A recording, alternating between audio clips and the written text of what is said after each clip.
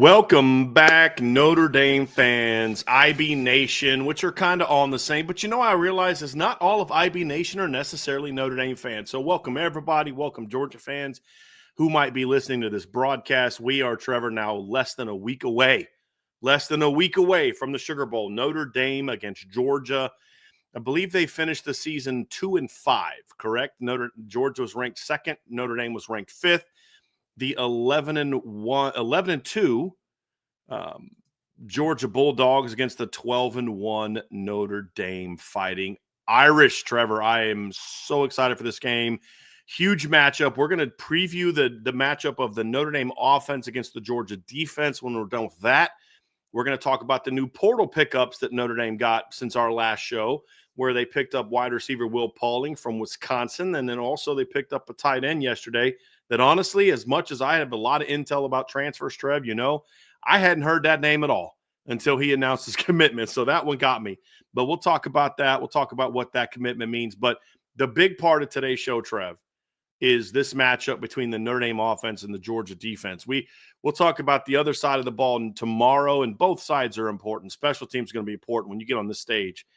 But this, to me, Trev, is the most intriguing matchup of this game because this is the perceived strength of Georgia against the perceived weakness of Notre Dame, right? Concern area for Notre Dame. And how this, we've said it before, we're going to really dive into it today, but how this part of the game goes, in my opinion, is ultimately going to determine the winner, which is the difference between what we saw with, for example, Ole Miss and Alabama against Georgia. Those offenses played well. And then what we saw from Clemson and Texas, where those offenses struggled against Georgia. Which one is Notre Dame going to be? We're going to find out, Trev, in 6 days. But this matchup is going to be incredibly, incredibly important. And I cannot wait to talk about it because, man, I'm so fired up for this game, Trev. So fired up. I'm with you, man. I mean, we haven't really had a whole lot of shows diving into this matchup specifically, but I'm still already to the point where it's like I'm tired of talking about it. You know what I mean? Like I'm ready to watch it. I'm ready to watch it go down. And I'm still riding a little bit of the high from the Notre Dame Indiana game. I mean, as you can tell by the sound of my voice, I was definitely in the stands chilling out in 20-degree weather, and but it was worth it, right? But I mean, it's crazy to think that in a week from today, we're going to be having one of two conversations, right? And depending on the outcome of the game, it's going to be very different. And it does come down to Notre Dame's offense versus Georgia's defense, man. I'm ready to talk about it. I'm ready to confirm some things that we've been talking about. I'm ready to put some narratives to rest. It's going to be a really fun show. I'm excited to start diving into this matchup specifically, Brian.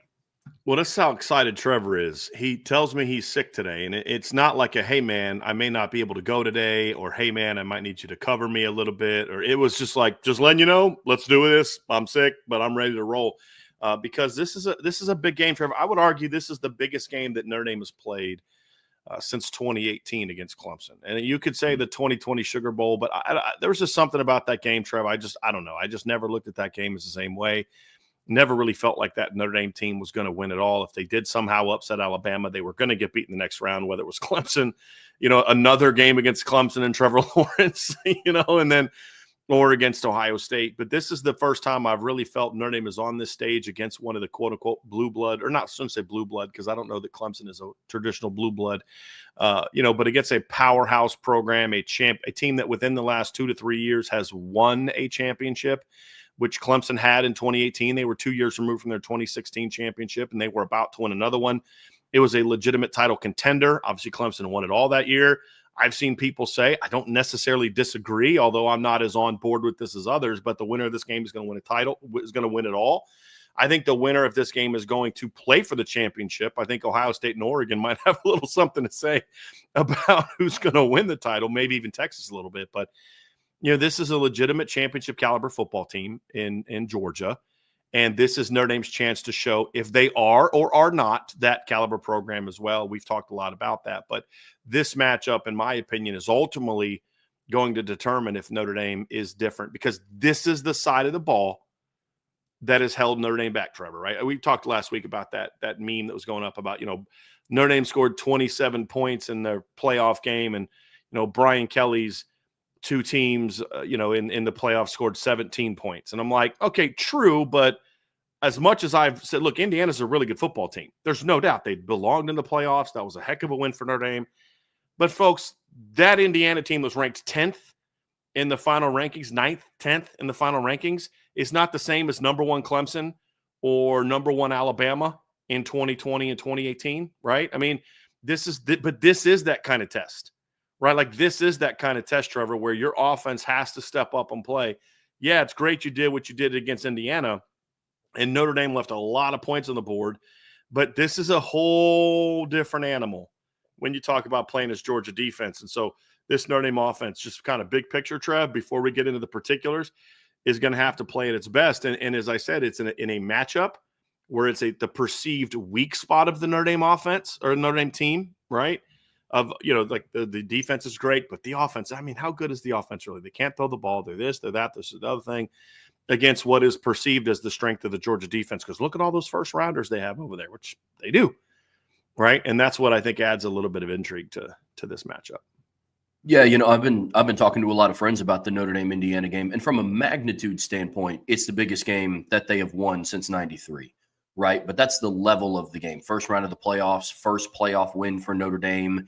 Yes, it's the first year of the 12-team playoff, but the 14 playoff has been happening over the last decade, right? And so from a magnitude perspective, it is the biggest game. It's not the biggest opponent. You know what I'm saying? Like, if Notre Dame played Indiana in the regular season, right, I don't think they walk away from that being like, this is the biggest Notre Dame win since 1993. 100%. Right. And that's no discredit to Indiana, right? I'm with you. They deserve to be in the playoffs. They deserve to be in the spot that they were in. But then when you compare it to this Georgia matchup, right, because you referenced, the graphic of, well, Notre Dame just, doubled their points or whatever it was in their previous 2 playoff matchups. And yes, those were on neutral sites. Notre Dame versus Indiana was at home. And when you compare the caliber of opponents between 2018 Clemson and 2020 Bama, IU's not really there, right? Now, I don't think that this 2024 Georgia team is 2018 Clemson, 2020 Bama. Nobody remaining in the college football playoff right now, of all the 8 teams, none of them are 2018 Clemson. 100%. Right. 100%. But this is the biggest, not only is it biggest magnitude, because you can get that monkey off your back if you haven't won a New Year's Six bowl in a while, but this will also be that big opponent. I talked in our last show about, really you can go back to 2005 and Notre Dame hasn't beaten this caliber of opponent. There's been some, like you think about 2020 Clemson, right? When they were ranked number 1 in the country, I believe. But they didn't have Trevor Lawrence, and then Trevor Lawrence played in the ACC Mike Jones. They didn't right. have 3 starters from their defense because of the COVID stuff. Right. And then fast forward to the ACC championship when they were back and healthy and ready to go. We kind of know what happens there, right? And so, unfortunately, we remember and we know what happens. But this is a game where this is the one. This is the one that this is the narrative of Notre Dame can't win those big games. And that's what feeds into this, man. And not only will it be, a big win for Notre Dame, they're advancing to the semifinals, and playing one of Penn State and Boise State. And you could make the argument that, again, no disrespect to Boise State or Penn State, but I think Georgia's more of a championship caliber team than those two. So you could make the argument that the path gets a little less tough. I don't want to call it easy because it's the playoffs. Nothing in the playoffs is easy, right? But you can go through and you look and they get the monkey off the back if they haven't won a playoff game. Now they have the opportunity to get that off the back with having to overcome that Georgia team, which, Brian, you've talked about, is in order to be the best, you got to beat the best. You know what I mean? And we're talking about Notre Dame going up against a team that's won the national championship 2 out of the last 3 years. So this is going to be a fun one to break down, man. So let's talk about the matchup, Trevor. We mentioned it already. Perceived, not, I shouldn't even say, I guess weakness might even be a little strong. It's not considered the strength of the Notre Dame football team, and has been considered this is the side of the ball that's going to get you beat if you don't advance. And there's a reason that there's that perception, Trevor, because the offense has not necessarily played great in some of the bigger games this year. They did what was needed against Texas A&M. This is going to be another game you need to do that. They did not play well against Northern Illinois. For the rest of the season, they have done what they've needed to do, but they haven't done it against a caliber of opponent like Georgia. And as we've said before, Trev, when you look at the big games that Georgia has played this year, right? You look at the best teams that they've played this year, and Georgia's played in some big games this year. There's no doubt. They've played twice against Texas. They've played against Clemson. They've played against Alabama. They've played against Ole Miss. They've played against Tennessee. In the games where the opposing offense played well, they got beat. I mean, it's just simple as that. They got beat. Ole Miss's offense played well, and they moved the ball on Georgia to the tune of 396 yards and 6.2 yards per play, and they beat Georgia 28-10. Alabama had 547 yards, 8.4 per play, and they beat them 41-34. Even a game like Mississippi State, where Georgia won 41 they gave up 31 points, 385 yards and 6.1 yards per play in that game. The Georgia Tech game, where they had to win big and win in overtime 44-42, they gave up 563 yards and 6.7 yards per play. In games where maybe they were better, where the opposing offenses didn't play well, Georgia won. Clemson only 188 yards of offense, 3.6 per play. Texas only had 259 yards of offense, 3.4 point yards per play in the regular season game. And then Texas did go for 5.3 yards per play and 389 in the SEC championship, but most of that was through the air. They couldn't run the football. And when the game was on the line, that inability to run the football is why you couldn't punch the ball in the end zone when they did get into the red zone in that game. And that was ultimately the difference of the game is, Texas got into the red zone 3 times against Georgia. 3 times. They came away with 0 touchdowns in those 3 drives. That's the ball game right there. That's the game. And so this Notre Dame offense is going to have to step up and be better than that. There's no question. I mean, look, Ole Miss got into the red zone 5 times. They only got 2 touchdowns, but those 2 touchdowns were the difference, big difference in the game. They weren't selling for field goals, which helped them put some distance between the 2. And so that's going to be a really, really big. Bama, 3 of 5 of their red zone drives resulted in touchdowns. Mississippi State, all 3 of their red zone drives resulted in touchdowns. So there's a lot of different aspects. But if Notre Dame is going to win this game, barring just an unbelievable lights-out performance by the Notre Dame defense, the offense is going to have to play good football. What does that mean, Trevor? That's the thing we'll talk about first. It does not mean Notre Dame's got to go and hang a 40 spot on Georgia. That's not what we're saying. If that's needed, then this Notre Dame defense has a horrible performance. You never know. That may happen. But what we're talking about is if we expect all units to kind of play relatively well within reason, we're talking about how this team's got to get between 24 to 30 points is what I believe is going to be enough to win the game. Somewhere in that region. And for the most part, that's been true. I mean, I know that the Clemson game ended up being 34-3, but that was a 6-0 game at halftime, Trevor. And that game got a little bit out of hand late. Georgia popped a couple on the board late because Clemson couldn't do anything offensively. But that was a competitive game to halftime, 6-0 game at halftime. And then second half, Georgia pulled away because the Clemson defense, you can't keep Georgia down for 60 minutes, man. Eventually, they're going to get something going. And when your offense is doing nothing, you're going to be in trouble. But that's what I think, Trev, about this offense. It doesn't have to be 450 yards and 35 to 45 points. It just needs to be 24 to 30 is kind of that range that you've got to be able to get somewhere in there. If your defense does what it should do, that's where it's at. And even something like a 24 to 27 could be enough if your defense comes to play, but we'll talk more about that tomorrow. What do you think? Yeah, man. I mean, it's, I'll start with the amount of Georgia film that I've watched over the past couple days, right? Like we're coming off of the holiday, but let's call a spade here. We all have a lot of downtime over the holidays. And so I watched a little bit of Georgia film over Christmas, right? And one of the biggest takeaways that I've had against, the Georgia-Texas games in both matchups is Texas's inability to take advantage of opportunities. You look at the first matchup, Carson Beck throws 3 interceptions. 3. And Texas scored 15 points in 1 quarter. You know what I mean? Like it's just, you look at the second matchup in the SEC championship game, you get to the red zone 3 times, and so when I look at what Notre Dame's offense has to do is it's take advantage of those opportunities.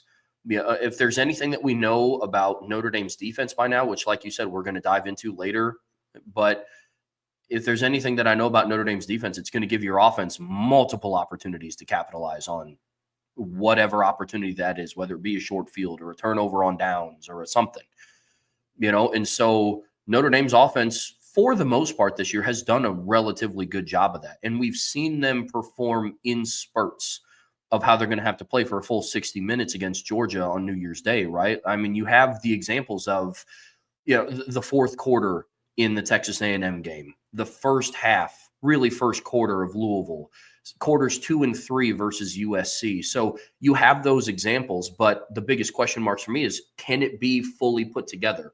Because, let's be honest, they didn't even put together like a 4-quarter game against Indiana either. There was a lot left to be desired after that performance, and so can they do it against a defense like Georgia's?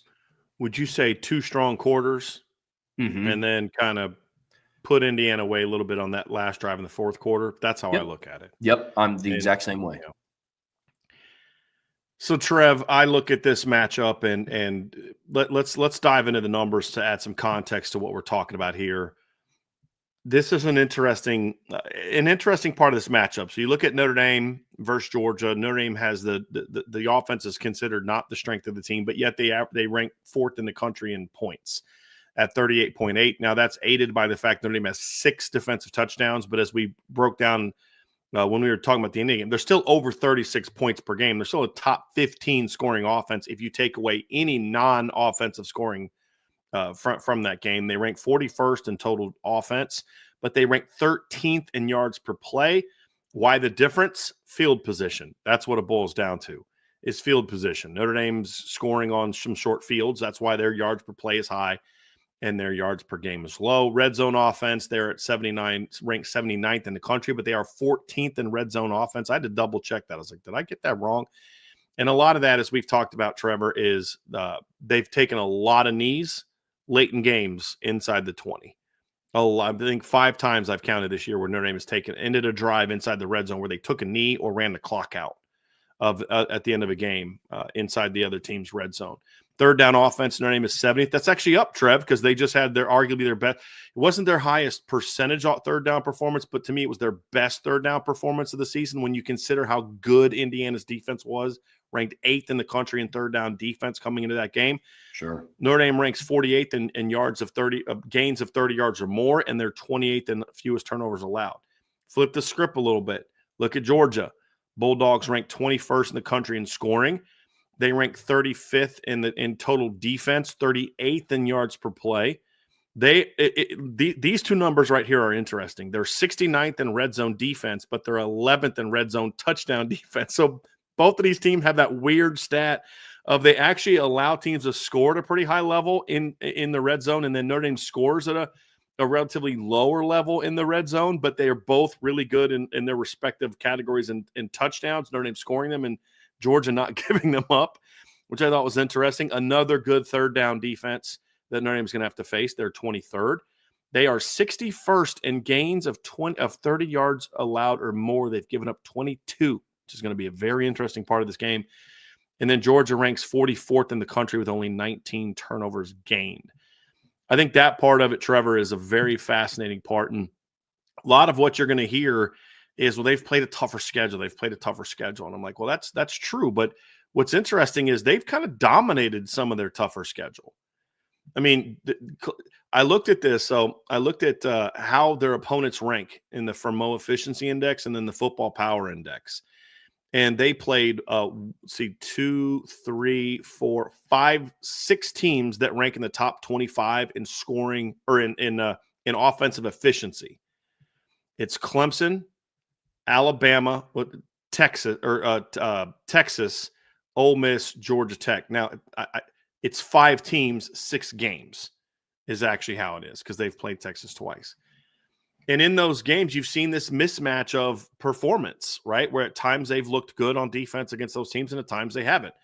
Clemson ranks 11th, and they performed incredibly well in that game on defense.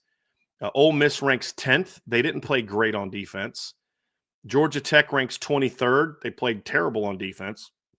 Alabama ranks 18th, and they played really poorly on defense. But against Clemson, as I mentioned, then against Texas, who has the number 17 offense in the country on the Fermo efficiency index. They dominated them twice, in my opinion. FPI tells the same story. Trevor, the same teams are top 25.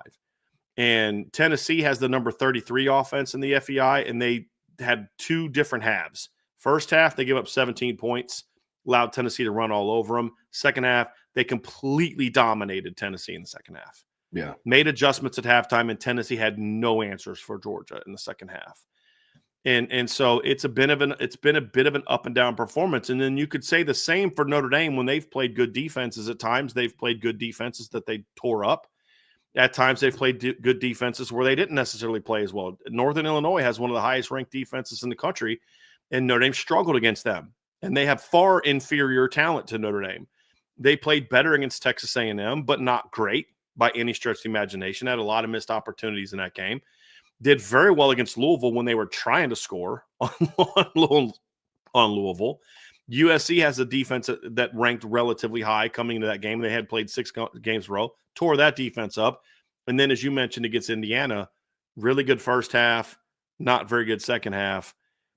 How are they going to perform here? So these are two units that have been challenged this season by other good units. Army obviously has a very highly ranked defense. Notre Dame tore that up. Navy had a pretty highly ranked defense coming into that game. They tore that up. Those are different levels. They're not on the level of Georgia just from a pure talent standpoint. But those are things you look at, Trev, and say, man, this is going to be an interesting battle because these are two teams that rank relatively well in most categories, but also teams that have been up and down in their performance this season. You know, these are two teams where when certain people have takes on them, right, it goes to show who just pays attention to these numbers right here and who's watched these teams play, right? Like I think that's a lot of what goes into this matchup because there's some people that will just look at the numbers and say, well, Notre Dame's not great in the red zone. They rank 79th and all this other stuff. And then you broke it down perfectly. Like they've had missed field goals in the red zone. They take knees in the red zone, and which technically goes against your red zone offense if you're running plays inside of the 20-yard line, right? But then you go and you look at things like touchdown percentage, where they're 14th in the country. And, you know, same thing with Georgia's. And so it's on either side, whether it's people for or against Notre Dame, it's evident to see who's watched Notre Dame play, who's watched Georgia play, and who's kind of just like the stat sheet warrior and just paying attention to what the numbers say. Right. Right. So no, but from a matchup standpoint, that's what makes it interesting is this side of the ball for either team. When they're cooking, they're cooking. You know what I mean? And when they're off, they are off. And so it's going to be a big picture story of what wins the day. Right. You know, who's going to be the most consistent team. Yeah, I don't think it's going to be a question of who's the most ready, who's the most up for this game. Both teams will be. These are two really well-coached football teams and very talented football teams that have been on big stages. They'll both be ready. 100%. It's going to be about execution, to your point, Trev. 100%. Yep. Who's gonna execute at the highest level? Who's going to execute at the most consistent level? Because that is what these numbers show us, right? I mean, 22 plays of 30 yards or longer. I'll add even more context into that. 17 of those came through the air. And I know we're going to talk about that later today, but it's just about consistency, right? You look at Notre Dame, it's, you know, they only have 26 plays of 30 yards or more. 26 plays of 30 yards or more. I guarantee you the bulk of that 26 came across like 4 games. You know what I mean? Well, and it's a lot of it's on the ground. Yeah. As you can see there. Mm-hmm. We'll get to that one for sure.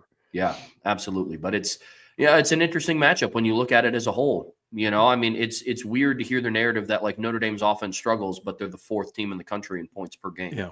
You know, but also the same thing with Georgia. You know, you hear like this is a shell of a former Georgia defense, and there is some truth to that, you know, but they still only allow 20 points a game. Yeah. You know, you look and see what they did to Texas. They held Texas to a combined 60 yards rushing across 2 games, you know? And so you look at it and what's the narrative and then like what's the facts, right? Notre Dame's offense struggles. Yeah, well, they're 1.2 points off of averaging 40 points a game. You know, Georgia's defense can't stop anybody. It's like, well, I mean, over the course of 13 games, they've held teams to an average of 20.4 points. So like they can, you know, it's just, you can't only look at the Alabama game and the Georgia Tech game, right? You also have to factor in what they did to Texas and what they did to Tennessee, you know. So it's going to be an interesting matchup, man. I'm excited to dive into it into more detail. Here's an interesting statistic for you. And I don't know how much this is going to mean, but if you look at not stats, but efficiency, right, and power rankings. So if you look at the Fremeau Efficiency Index, which I like to use, the Brian Fremeau uses. I believe I introduced you to Brian with the Virginia game, correct? He was there. And if you look at the Football Power Index at ESPN, Georgia this year played 5 teams that ranked in the top 20 in offense and defense. They went 3-2 in those games, beat Clemson and Texas twice, lost to Bama and Ole Miss. In the Fremeau Efficiency Index, they played 1 team that ranked in the top 15 in both. That was Ole Miss, who ranked 10th and 7th. They lost to them 28-10. They played 2 teams that ranked in the top 15 in both. In the Football Power Index, that was Bama and Ole Miss. They went 0-2. Notre Dame ranks 7th on offense and 1st on defense in the Fremeau Efficiency Index. That is the number 1 ranked offense from an efficiency standpoint that Georgia will have faced all year. Now, the context of that is all those teams have played Georgia, right? And so, like Notre Dame's defense, that's going to drag it down a little bit.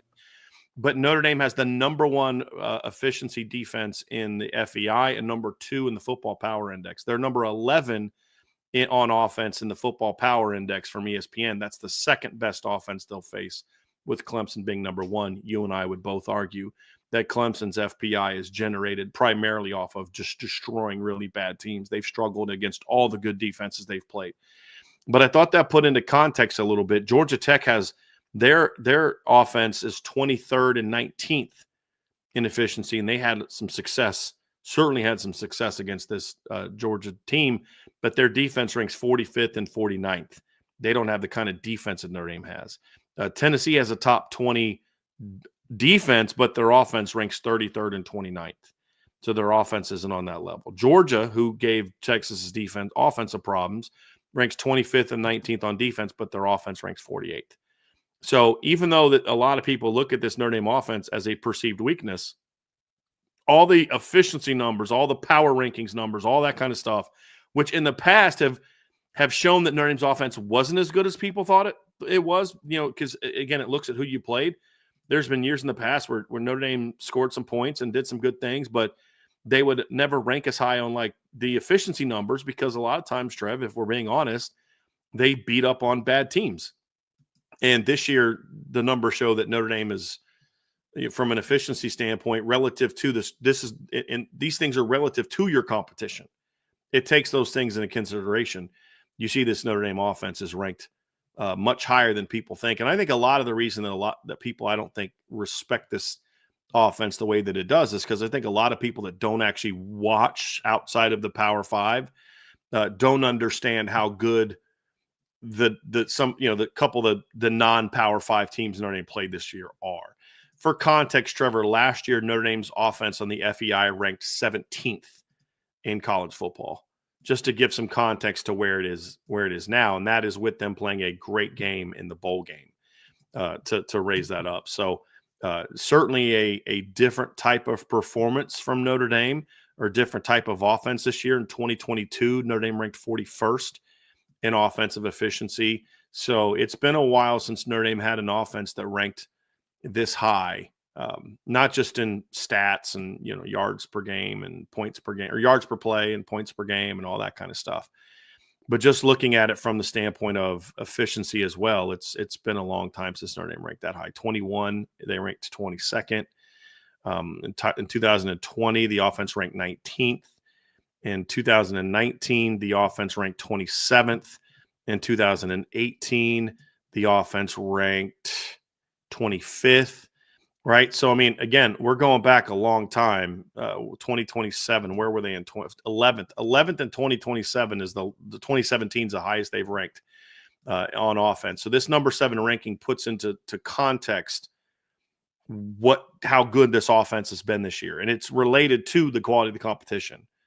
And I thought that was worth pointing out, how good it's been. And to what that means. Okay, so like you look at like Miami this year, who had the number 1 ranked scoring offense in the country. Indiana had the number 2 scoring offense in the country. Indiana ranks 7th in offensive efficiency. Miami ranks 10th. So it's not just about looking at raw numbers. It's how did you do relative to the competition? And I thought that put some very interesting context into this Notre Dame team and what Georgia's going to be facing. On the flip side of that, Trev, if you look at Georgia, and by the way, in just overall FEI, from Notre Dame is the number 3 team in the country. Indiana's 7, Georgia's 8, which I thought was very interesting. But if you look at Georgia's offense, they're 9th in the FEI. And Notre Dame is 7th. And then defensively, as I said on the FEI, Notre Dame is number 1 and Georgia is number 13. So if you look at the FEI rankings, this is the number 7 offense in the country against the number 13 defense in the country, which means, as we've said, they're both really good. Which one carries the day? We're going to find that out. Because you know what the response is going to be. Well, yeah, but you didn't have to do that playing SEC teams week after week after week after week. Okay, that's fair. That's fair. You know, we'll see what Notre Dame can do about that this week. Because, look, playing the SEC every week is not like playing the ACC every week. I can admit that. Yeah, 100%. But I think we also need to stop assuming that every team in the SEC is good. And that's the issue with that conversation. So anyway, Trev, I thought those numbers made for a very interesting perspective on this matchup. Yeah, man. I mean, I think one of the reasons why Notre Dame has a narrative that it does is because of the style of their offense.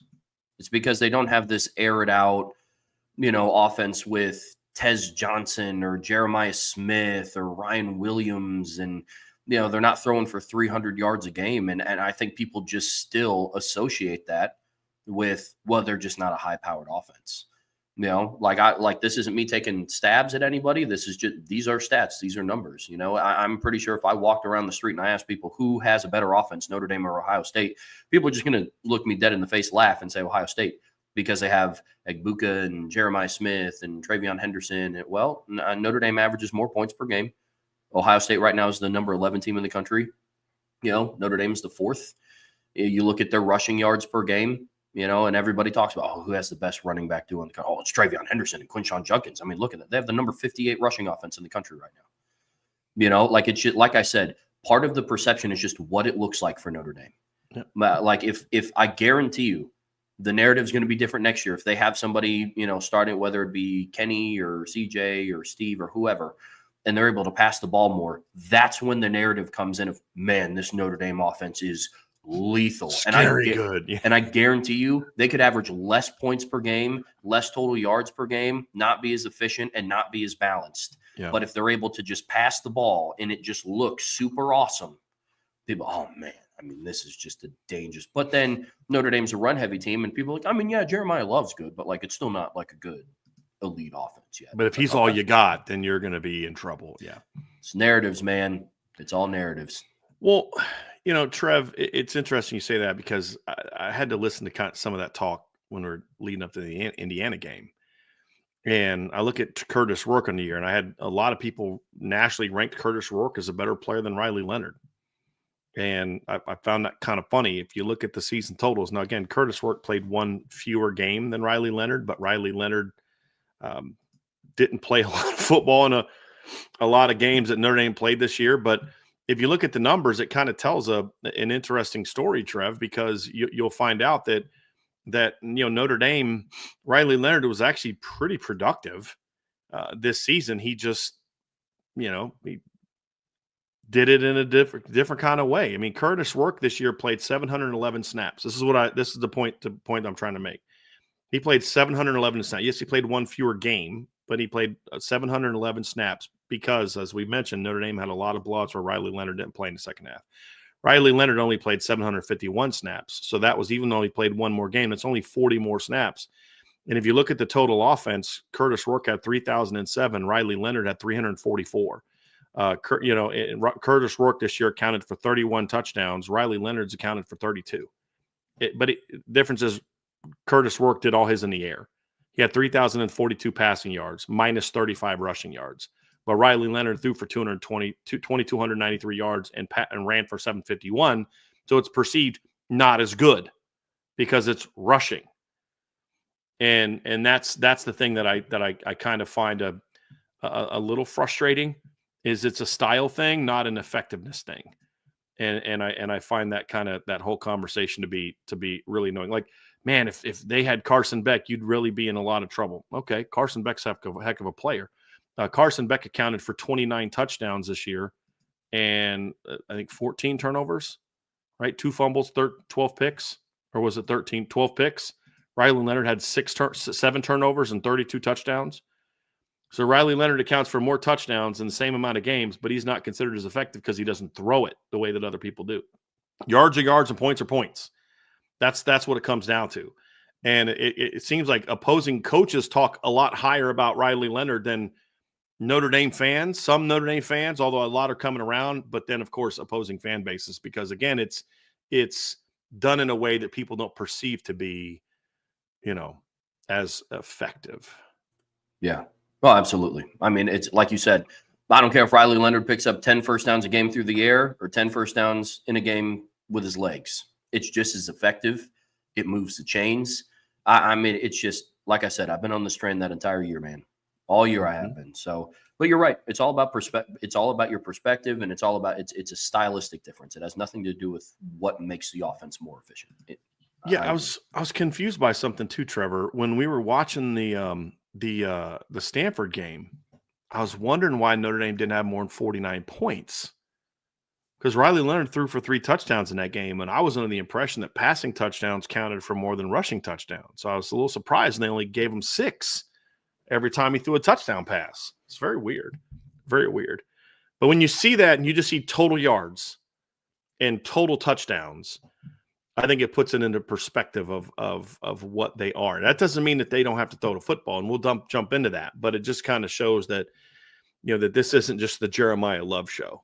This offense has a lot of different weapons, and they're going to need all of them to be at their best when we get to this matchup. So that's going to do it for an overview of the offense. We're going to dive into the run game next, and then we'll dive more specifically into the pass game. And then, of course, we'll break down the transfers next. But before we do, folks, you see that little thumbs up button right below us? Go ahead and hit that like button for us. We would greatly appreciate that. Make sure you turn on your notifications. And, of course, if you're a member of the message board or you follow me on Twitter, you'll see every day that we post our show and what time it'll go. So if notifications aren't showing up on your phone for some reason, check the message board. We'll have them on there.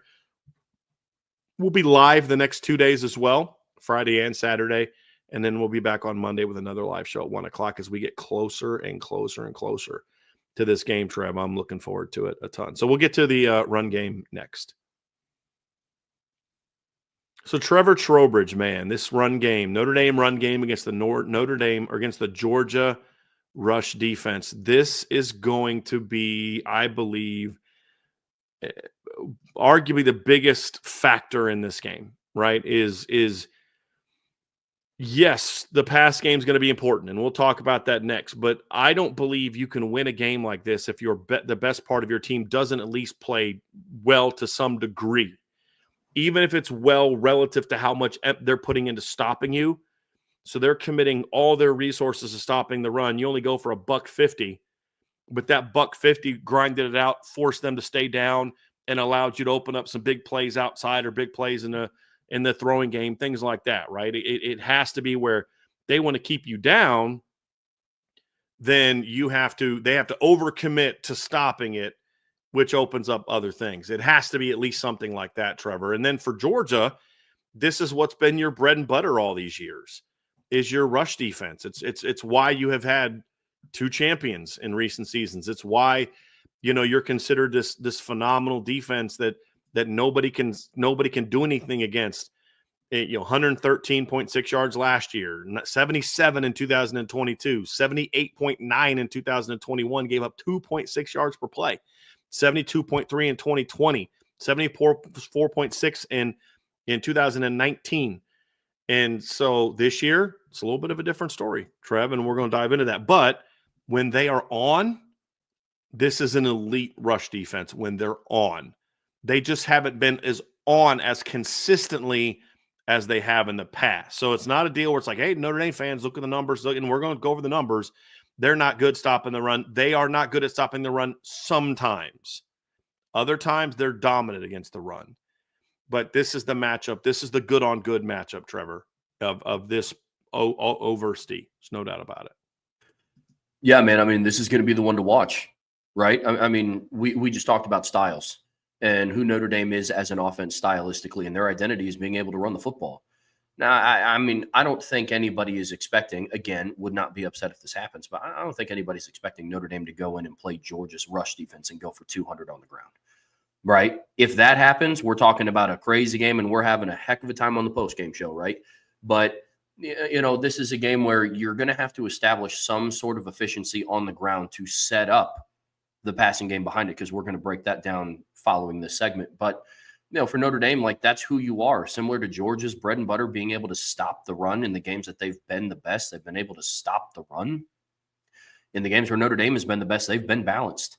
There's been games where they're, sniffing 500 total yards of offense. There's been games where they're like in that 480 range, and you go up and you pull up the box score and it's like 240, 240. Like, you look at the games where they've been the most balanced and it's, 195 rushing yards and 200 passing yards, or 230 rushing yards and 170 passing yards. I mean, it's who this team is. And you talk about in games like this, you dudes have to be dudes.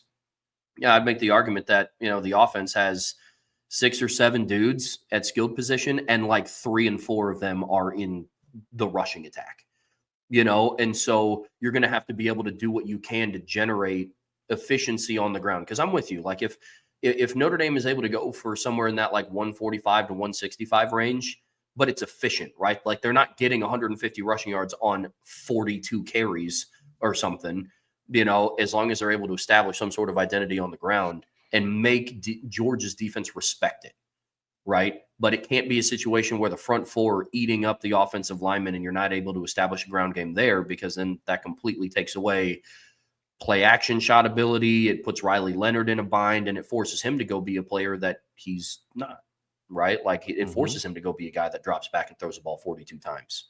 It's not when that offense is the most efficient. So establishing the run is going to be huge in this one, Brian. It is, Trev. I want to put some numbers to what you just said.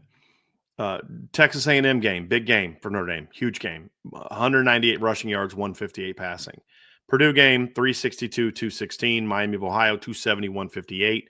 Louisville, 117, 163. That's a little bit of a misleading statistics, as Notre Dame had a lot of short fields in that game. Stanford game is when you started to see this offense coming out of the bye. We've talked about this. This is when the offense really started to kind of take off. 229 and 248, 168 and 217. Again, another game with short fields. You had a defensive touchdown. Navy, 265, 201. I don't think they attempted a pass in the fourth quarter.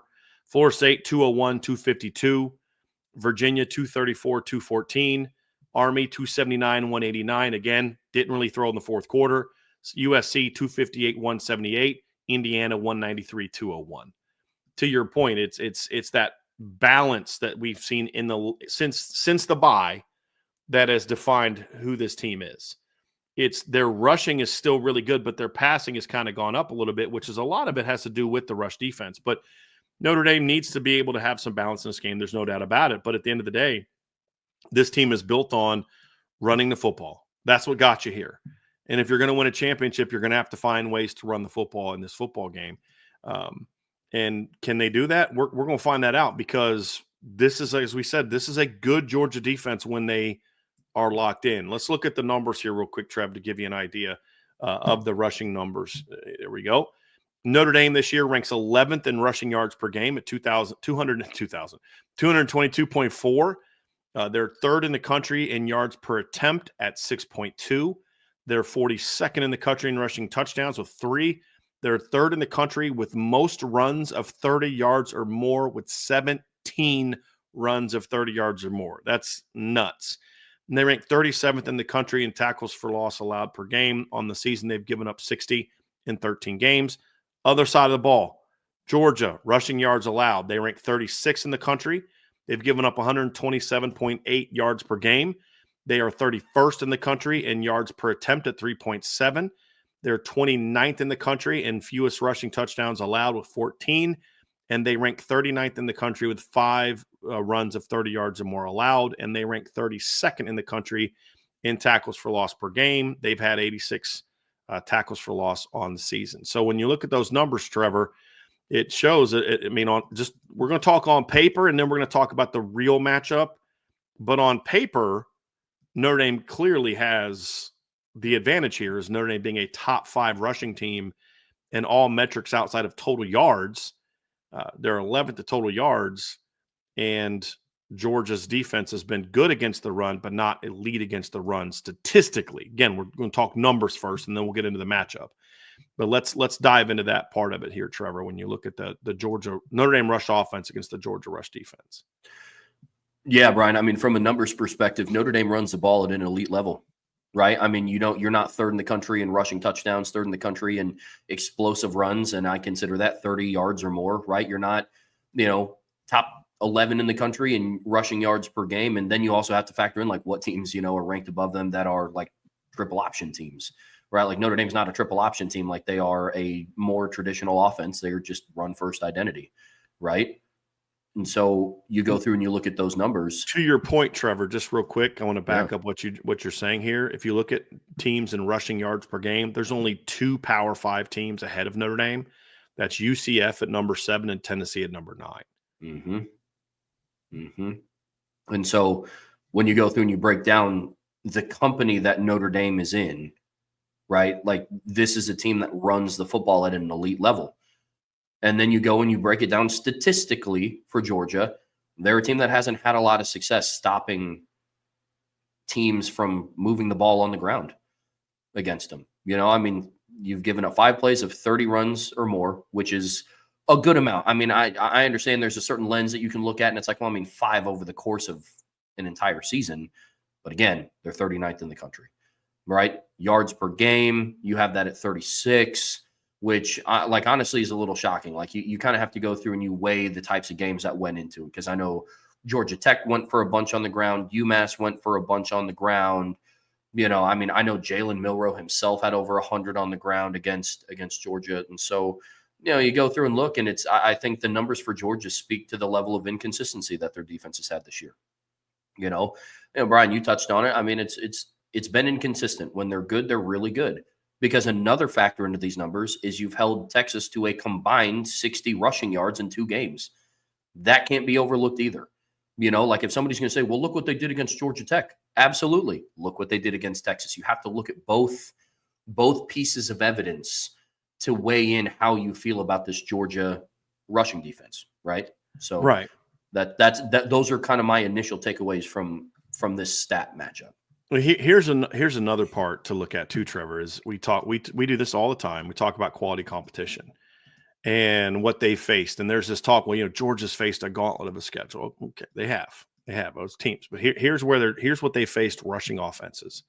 9th, 35th, 39th, 45th, 49th, 50th, 63rd, 66th, 70th, 82nd, 87th, and then Tennessee Tech. Now, what's interesting is the game that most defines what Georgia has been this season with their rush defense, I think can all be summed up in one game, and it's the Tennessee game. Because that game, to me, more than any other, showed what they look like when they're not playing good football and what they look like when they are playing good football. And that game was fascinating because if you watch the first half, Trevor, Dylan Sampson was running all over Georgia. Yeah. I mean, running all over him. He had 17 yards rushing or 17 touchdowns in that, or 17 touchdowns. He ended up with over 100 yards in that game, and they had 17 points at halftime. It was a 17-17 game. Tennessee jumped out to a 10-0 lead on the back of Dylan Sampson running the football. Peyton Lewis also had 30 yards and average 5 yards a carry. And then the second half of that game comes around. Georgia makes adjustments. They start getting more aggressive. They start putting more numbers in the box. And Tennessee had no answers because they said, we're not going to let you run on us now. We're going to make you throw the ball on us. And Tennessee couldn't do that. That game, to me, summarized what Georgia looks like when they're not playing great with their rush defense, and then what they look like when they play really, really well. And I don't have the actual breakdown in front of me. I should have done that before the show. But I watched the game, and I'm positive the numbers are going to show you exactly what we just said, which is they struggled on the run in the first half. And in the second half, they made adjustments and absolutely dominated the Tennessee ground attack. I mean, Tennessee went right down the field on the drive on the first play of the game, Trevor, 12 plays, 78 yards. pass completion for 6, run for 3, run for 8, pass completion for 9, pass completion for 6, defensive pass interference, pass completion for 12, run for 2, incomplete pass, run for 11, incomplete pass, run for 5, run for 1 touchdown. Right. And, that's kind of what they did. They scored later in the half to take a 4-point lead or 3-point lead, 4-yard run, 10-yard run, incomplete pass, 16-yard run, sack, 4-yard run, pass completion for 9 yards, 3-yard run, pass completion for 7, 27-yard run by Dylan Sampson. Right. They ran the ball on him. Second half, very different story. 7 yards, 34, 7 plays, 34 yards, 7 plays, 30 yards, 12 plays, 36 yards, 5 plays, 17 yards, and they fumbled. Second half, they completely shut the run game down. No big runs, no chunk runs, more negatives, and Tennessee couldn't get anything going. That's the only really dominant rushing team they've played all year. Georgia Tech would rank higher, honestly, Trevor, if it wasn't for their game against Notre Dame. They've been a pretty good rushing offense this season. I would argue that they are better than the 35th best rushing team. Notre Dame shut them down. They struggled again the next week against Virginia Tech. Then they ran all over Miami, ran all over Georgia, ran all over North Carolina and Duke in previous games. So I think that's probably, I'd say, rankings they're 35th, but I would argue that Georgia Tech has a top 25 caliber rushing offense. I don't know if you'd agree with that, but if we're going to talk context, I think that is it. But they've really only played two teams this year that are really dominant when it comes to running the football at a high level. And I think what's another stat to look at, Trevor, too, is yards per play. And I think that's a factor, too, because Notre Dame this year ranks 3rd in yards per rush.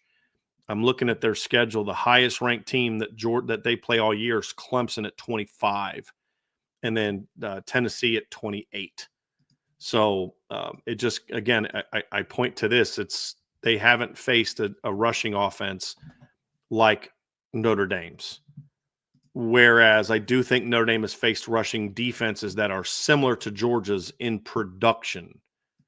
I don't know that Notre Dame's faced a rush defense that has the talent. Well, actually, I don't think that they have. I'm saying that they have the talent, but they face some that are as productive. Does that make sense? Does that kind of? Yeah, absolutely. I kind of look at it the same way that I look at when I was doing the Notre Dame Indiana comparison, because it jumps off the page at you, right? When you look at it and say, well, Indiana has the number 1 ranked rush defense in the country. It's like, okay, let's break down who they faced. And then once you break down who they face, you look at it with a little bit of context, and you can do the same thing with Georgia. But I think you hit the nail on the head, man, about I think their entire rushing defense, when you in a season, can be summed up in their performance against Tennessee. And what that showed me more than anything is when teams are able to remain balanced against Georgia, they struggle. Georgia's defense struggles with balanced offenses. What is Notre Dame's offense? A balanced offense. They feed off of being a balanced offense. You just read off what their rushing and passing numbers were for the season for Notre Dame, right? And there was no game in there that was 350 yards passing, 80 yards rushing. You know what I mean? And so that's why this is such a big key for Notre Dame, right? Is being able to establish your identity on the ground, because, you read off what'd you say, 12 play, 78-yard touchdown drive for Tennessee on their first play. It wasn't run. It was, right. 3-yard run, 8-yard run, 9-yard pass, 4-yard pass. 12-yard run, right. Yeah. It wasn't until the 27-yarder by Sampson for the touchdown that they really ripped off that big run. Right. But again, that's a Tennessee team, and this is what I don't think a lot of people that aren't Notre Dame fans quite understand about this Notre Dame offense. It's not a grinded-out rushing team. It has been that way at times when it's needed to be. Tennessee is a grinded-out rushing team. Look, Notre Dame, Tennessee ranked 2 spots ahead of Notre Dame in rushing offense this year. Tennessee averaged 225.9 yards per game this year. Notre Dame averaged 222.4 yards per game this year. Correct? 222.4 yards per game this year. Tennessee carried the ball 584 times. Notre Dame carried the ball 463 times. That's over 100 more carries for only 3 more yards per game, because Tennessee ranks 28th in the country in yards per attempt, where Notre Dame ranks 3rd behind Boise State, who has Ashton Genty, and Army. a triple option team. Like that's what, and if you want an example, well, if they face front seven like there's one, I think Texas A&M's not that far away. And what was the difference in that game? It wasn't that Notre Dame was chunking 8-9 yards every single run. It was 40-yard run here, 40-yard run there, 29-yard run here. You know, you go on a 37-yard run by Jadarian Price, gets called back because of a hold. Now it's 1st and 15 because it happened downfield, and they hand the ball off to Jeremiah Love, and he goes for 29. You know what I mean? Like, it's been that. That is what makes this Notre Dame rushing defense different than a lot of others. Is Notre Dame doesn't have – again, I think Notre Dame can be a grinded-out team. They just haven't needed to be a whole lot. And I think that's what makes this a little bit different. And that's what makes this an intriguing matchup, because let's talk about Georgia's rush defense and when it is good, because I think they're going to get the best version of it in this. I do think they're going to get a game plan geared towards Georgia's going to say, listen – because Kirby Smart is a sharp dude football-wise, and this is how Nick Saban was. It's like, look, we're going to take away what you do best. Notre Dame's defense does this all the time. We're going to take away what you do best and force you to beat us with something else. We're going to even dare you. Remember, we talked about the Louisville game. They dared Louisville early in that game to run the football. And they did, and they fell right into Notre Dame's trap a little bit. And we've seen other teams do that. But when Notre Dame has wanted to stop the run, they've been able to shut down and dominate the run. That's what good teams do. When Georgia wants to shut down the run, they can come into the game and say, we're just not going to let you run the ball on us. And it's gonna do some damage to you. So they're going to come in with a game plan to stop them. And what does that look like, Trev? Well, what is Georgia's defense? What makes them good when they are good? Well, number one, they're big. And this is Kirby Smart hasn't changed his defense a whole lot when it comes to run defense. And I think to a degree, that's partly why the last 2 years, they've been a little less productive against the run. Still good, right? I mean, they're still a top 30 rushing defense.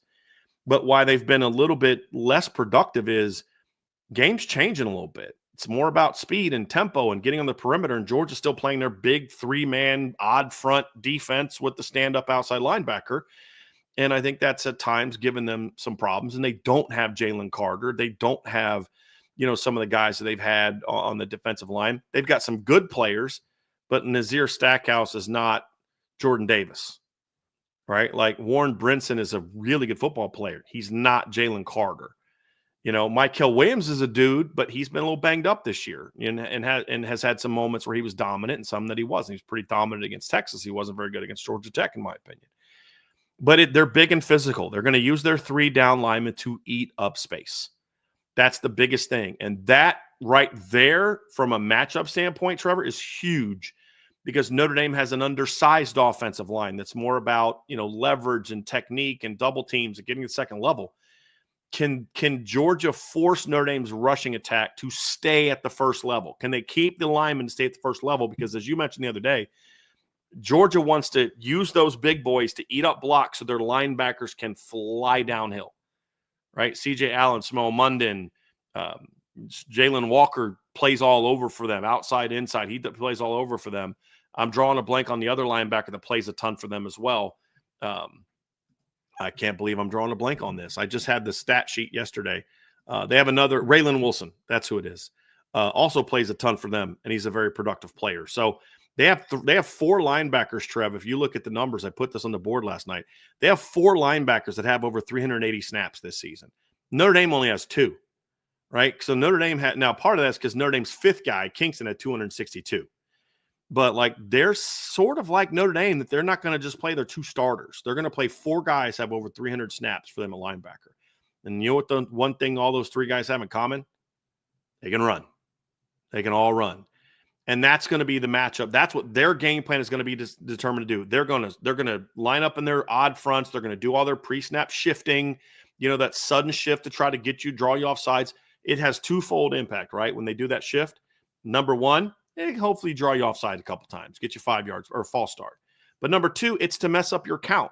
So many teams are inside zone and duo based that it can mess up your count. But even in gap schemes, you got to communicate where guys are. And hey, we're working together on a double team. Or like if you're running power or counter and you've got a 3 technique, you're going to call that differently than you do if you got a 1 technique or a shade on your side, right? And so Those are different things that you're going to look at, Trevor. And I'm going to have something on this here over the weekend. I'm going to break down Georgia's. I'm going to put some film together of their all 22 and break down what makes them good and then what makes them vulnerable with their rush defense.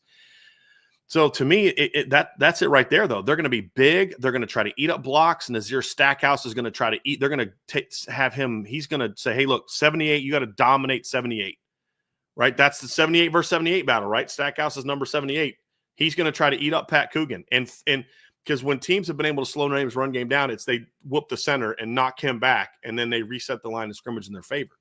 They're going to try to eat up that double team and let their linebackers run. If they can do that, they'll have some success. The other thing they do is when they feel threatened in the run game. So when Georgia Tech started running on them, if you go back and watch not the Ole Miss game as much, but Georgia Tech game was this way.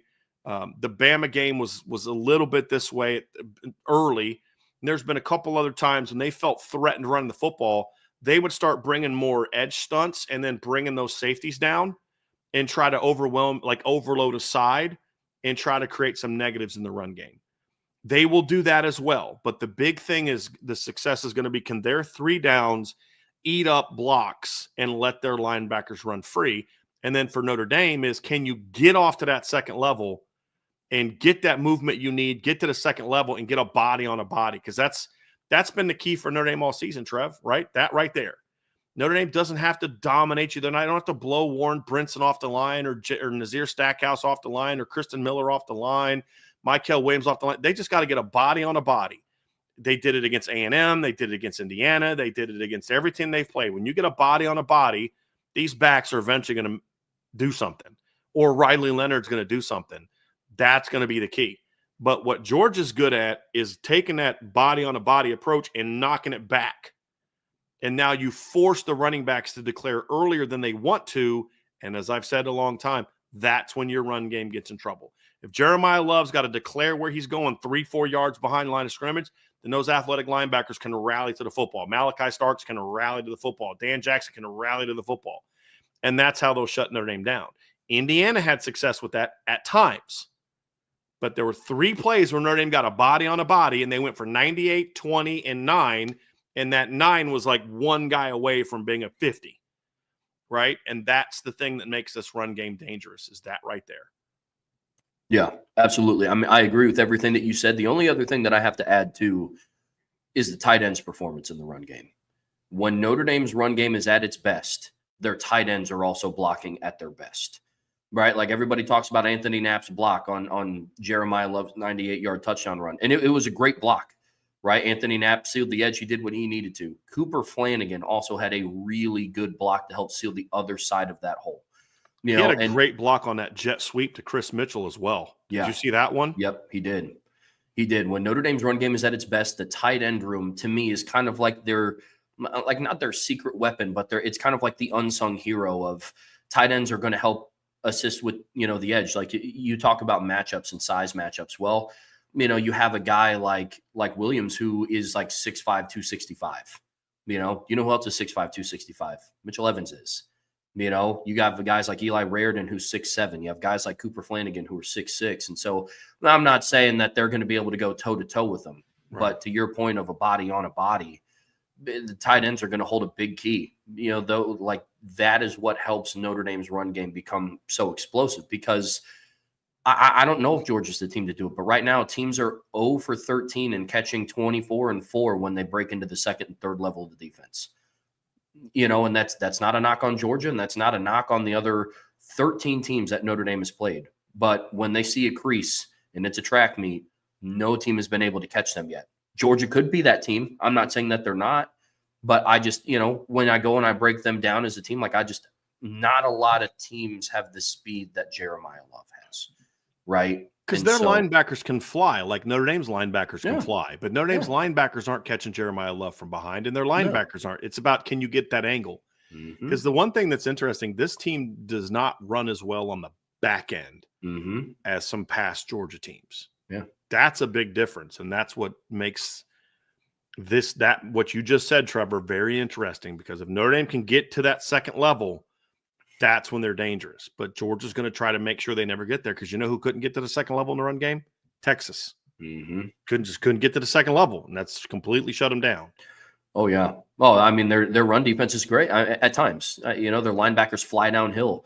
Dan Jackson especially fills the alley extremely well. Malachi Starks leads the team in tackles.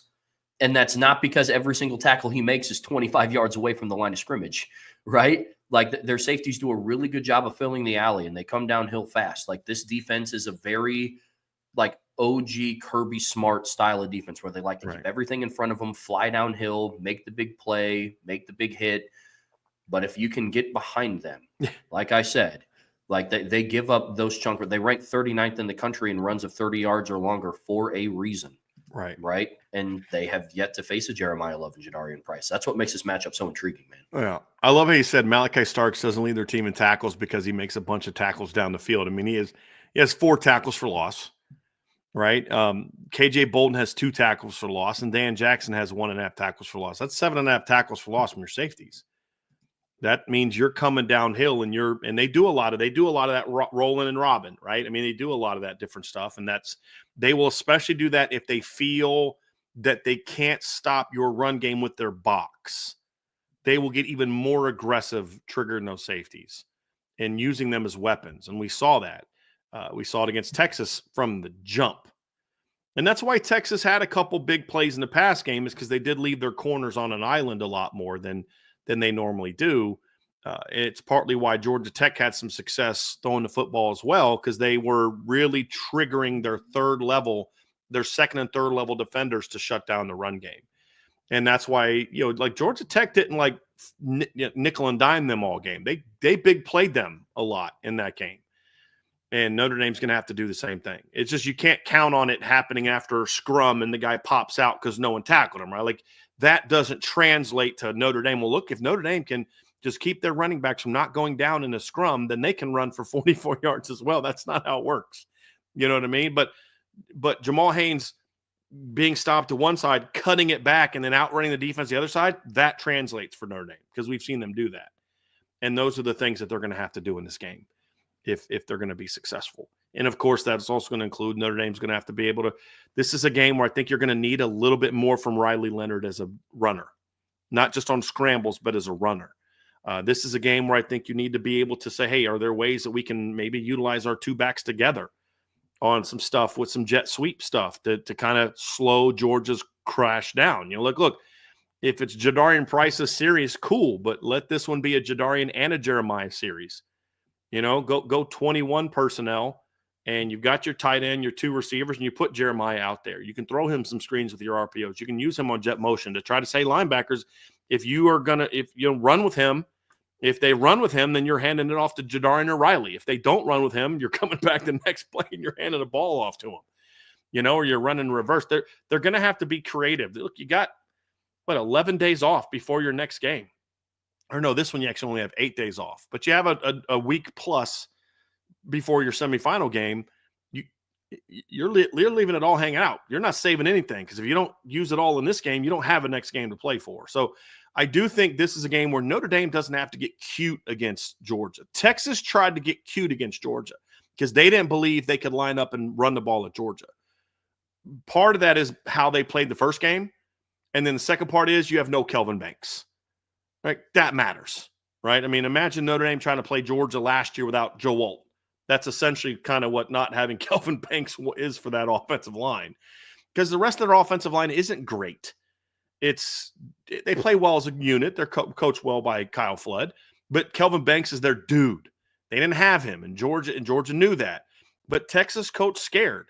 Notre Dame will not coach scared of Georgia's front. However, you also can't coach stupid and be like, well, we're Notre Dame. We're just going to run inside zone and do at them every single play and expect our guys to – no, that's not putting your guys in a great position either. Have your counter game queued up, right? Have some of your – like that's what I loved that they did against Indiana. They didn't do it a lot. They did it twice. But they both went for positive gains because Indiana is a downhill team. And so Notre Dame ran a couple jet sweeps for 7-8 yards. That loosens you up a little bit. And I would like to see some of that in this game as well, whether it's Chris Mitchell getting the ball, Jade Greathouse getting the ball, or especially if it's Jeremiah Love, or even Jadarian. I mean, heck, if you want to put Jadarian in the slot and let him, if you think that they're going to focus more on Jeremiah running downhill and less on Jadarian, then you can do it that way as well. But those are things you do have to have some creativity against this Georgia team, and say, hey, listen, we're gonna take a couple chances, and hit some of those plays. Yeah. But Notre Dame's hasn't put up the numbers that they've put up this year by accident, Trev. That's the thing that I don't think a lot of people we talked about what Georgia has faced this year in their rushing offense, and they faced one top 25 rushing offense. Notre Dame has played the number one.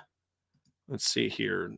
They just played the number one rushing offense in the defense in the country last week in Indiana, right? They have played, let's see here, the number 18 rushing defense in the country. They've played the number 26 rushing defense in the country, the number 31 rushing defense in the country, and the number 40 rushing defense. They played 5 top 40 rush defenses and did what they did. And Georgia played 3 top 40 rushing offenses and did what they did. So, look, this Notre Dame team hasn't beaten up on a bunch of nobodies this season, and they're going to need that part of their game. There's no doubt. So, like Trev, when you look at we broke down the numbers. When you look at the areas where you feel like, what is the keys to success for Notre Dame running the football? I'll give you my 3. I want to hear yours. Number 1, the offensive line has to play well together and play with better timing than they did against Indiana. I thought they rushed their double teams way too much because they were worried about Indiana's inside linebackers. Well, I got news for you. Indiana had very good inside linebackers. They're not as good as Georgia's. They're not as athletic as Georgia's. They're not better than Georgia's. They may have been more productive because Georgia plays 4 guys where Indiana primarily played 3 and 2, and then another guy would play some rover and a little bit inside Elijah Hardy. And so that's going to factor into it a lot as well, and the difference in some of the production numbers. Like, it's why Aiden Fisher had over 100 tackles, and I don't believe any of Georgia's linebackers had that kind of number this season, right? Well, part of that's because they play a lot of guys. Their leading tackler had 72 tackles. But if you look at their numbers, 8 of their top 10 tacklers were inside linebackers because they play a lot of guys. So you're going to have to be more patient on the first level with your double teams. That's number 1. Number 2, Notre Dame is going to have to be who you are, but part of that is know that you have to do things to try to key them off of your base runs. Don't go away from inside zone. Don't go away from duo, but have some things that counter that a little bit more effectively. And then number 3, and this is just looking at the pass game or run game. So not like, pass game has to protect it and all that. This is just run game. The final piece is Riley Leonard's going to have to be involved in the run game and not just red zone and short yardage. I think that there's going to need to be some early down situations, especially early in the game. If you see Georgia coming hard, there needs to be something where you do some sort of, I'd go 21 personnel. I'd put Jeremiah in the slot. I'd have him to the same side as Jadarian Price. I'd run a jet sweep with Jeremiah. I would fake an inside zone to that same direction to Jadarian, and then have Riley pull it and take it right out the back gate. And then you just get Riley in space against their safeties. Now, they make plays. Maybe they don't, because the way that Georgia plays is their linebackers are going to run with the guards. Their safeties are going to key the backs and the quarterback. And so then you get Riley Leonard in space against Malachi Starks or Dan Jackson. Take your chances with that. Maybe Malachi makes the play. I feel a lot better making a play against Dan Jackson than I do Malachi Starks, but take your chances. And if he's good enough to tackle Riley in space every time, or Jadarian and Jeremiah in space every time, tip your cap to him and say, hey, you lost to a better team if that happens. But I'm taking my chances and I'm getting those guys in space. I think those are the 3 keys for me to Notre Dame having success in the run game, outside of just like everybody's got to play their best football, just like specifically the things that I need to see from them in this game.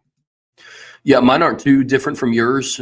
First one for me is the interior has to hold up, because this is probably the biggest interior that they've faced since Georgia Tech and Zeke Biggers, right? And even their like Vanderberg guy, Georgia Tech's other defensive lineman, interior guy, he was also good size. But I mean, these are 2 6'3+ guys that are over 300 pounds.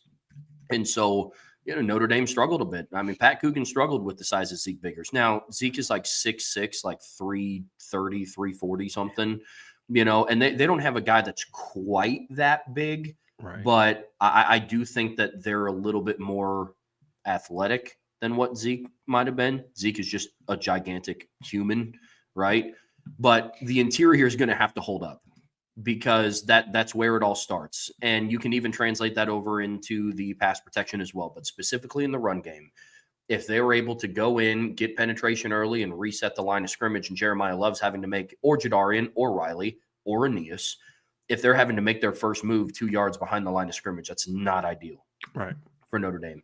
The second one I've already touched on a little bit, but the tight ends are going to have to perform well in the run game as well. I do believe that when Notre Dame's running game is at its best, their tight ends are performing well. You look at the go-ahead touchdown against Texas A&M. Cooper Flanagan had a key block on that. On Jeremiah Love's 99 or 98-yard touchdown run, Cooper Flanagan has had a key block in that. Mitchell Evans, up until the Indiana game, was playing relatively well as a run blocker, and I think he took a step back against Indiana. And yes, I think it's also a combination of IU having a really good rush defense, but Mitchell Evans was not playing his best.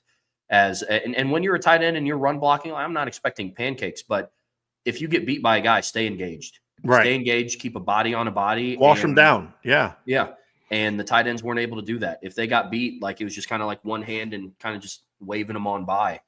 And so tight ends are going to have to stay engaged. And then I agree with everything that you said about Riley Leonard. And so I won't add that to mine. My last one is, it felt like Jeremiah Love against IU was kind of going big play hunting. And yes. I can't really blame him, because his second touch of the game went for 98 yards. So to a degree, I understand. But there were a couple of times where Jeremiah Love tried to bounce it to the outside, and he ran about 30 yards east-west. Right. And get a -5 instead of a -1 a couple times, or a +1. Yeah, exactly right. And we've talked so much about how Georgia's linebackers are in space. And as much respect as I have for Jalen Walker and Aiden Fisher for IU. The other Jalen Walker. Yep. Jalen with an I, not Jalen with an O. But, as much as respect as I have for those two guys for Indiana, they don't run as well in space as Georgia's linebackers do. No, they don't. And so you're not going to have that much. Would it be awesome to see it? Sure. I don't know if Jeremiah Love is going to be able to rely on stiff arming one of those guys into the ground to pick up. That was a DB down. Anyway, wasn't it? Right. Yeah, it was number 12. Yeah, I think it was their You nickel. can get to the outside against Georgia on your base track. Yeah. But you're not going to do it on a bounce. Yep. Not with any kind of consistency. And you saw that against Indiana. You can do that against Army. You can do that against Navy. You can do that against Florida State. Mm-hmm. You can do that against Virginia. You're not doing that against Indiana. Right. You're not doing that against Georgia. Right? Yep. You got to stay with what got you there. And one thing that I love the point you made, Trev, because one thing Jeremiah has done great all year is staying within the system. Mm-hmm. If all you can get is 2, get 2. Mm-hmm. I think you net, because he had such a weird stat line. At one point in time, he had 5 carries for 91 yards with a long of 98. Yeah. Yeah, it was weird, man. I mean, it's, when you're going up against a Georgia defense like this, there's going to be times where you're just going to have to accept the fact that you might get stuffed for a yard. Yeah, just and that's going to be okay, because Georgia's defense does a really good job of capitalizing and putting you in situations. Like all of the sacks, and I went back and watched this against Texas in the SEC championship. I think all but one of the sacks that Georgia had against Texas came after a negative run play, because they put them into a situation where they have to throw. And when they're able to pin the ears back, so it can't be something where, it might be 1st and 10, except that it might be 2nd and 10 or 2nd and 9 or 2nd and 8. It can't be 2nd and 15. Can't be.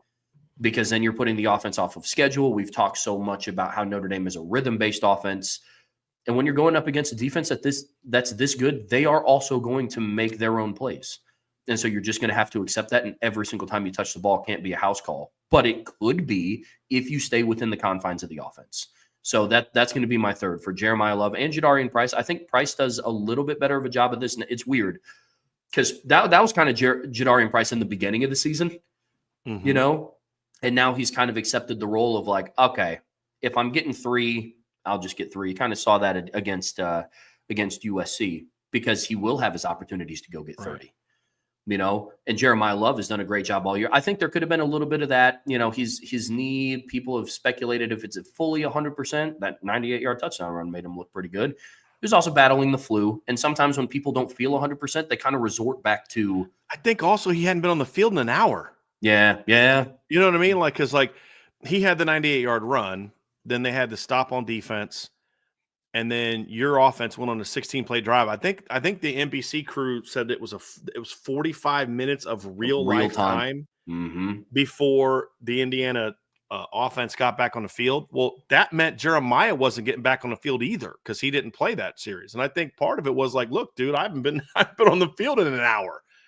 I got to go do something. But again, what was your 98-yard touchdown run? It was you following the blocking. Just follow the blocking, use the right technique, use the right timing. And then once you get through the line, then you let your home run talent take over. And I think he'll get back to that. I also think he knew he wasn't going to play as much in that game as he had in previous games. And I think that factored into it as well. But Dylan McCullough will get him back on track. Say, hey, look, man, if you can only get one, get one. I mean, it's way better. 2nd and 9 is way better than 2nd and 14 against this defense. There's no doubt about it. So we'll have that. And then biggest concerns, Trev, we already talked about those. I mean, within that, biggest concerns are avoid the negatives, don't get beat up the middle. That's a big key. And I think the receiver blocking is going to be important in this game too, especially against the safeties, because their safeties are both Dan Jackson, KJ Bolden, and of course Malachi Starks are all very good run defenders, in my opinion. Very good run defenders and smart run defenders. So I love also that you highlighted tight end blocking, because that could be a big part of a successful performance. It could also be a big part of a poor performance, is the tight ends get their butts whooped. That's a legitimate concern I have of them going against Michael Williams and Damon Wilson and Jalen Walker when he comes up off the edge, Chaz Chambliss. The tight ends are going to be against those guys a lot. And if they don't play well, then that's going to, could be a big factor in Notre Dame's run game not being able to get going. It's going to be big parts of it. So that's going to do it for the run game breakdown, Trevor. We're going to do pass game next. But before we do, folks, hit that like button, hit the subscribe button, hit the notification bell, share this podcast on whatever platform you're using, whether it's Spotify, Apple, whatever it may be. Give us a 5-star review. We'd greatly appreciate that. And of course, as always, make sure you have signed up for our message boards, our premium boards at boards.irishbreakdown.com.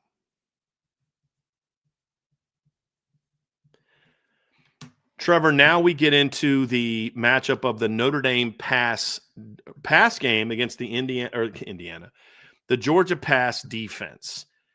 We talked about the battle of the run game with strength on strength.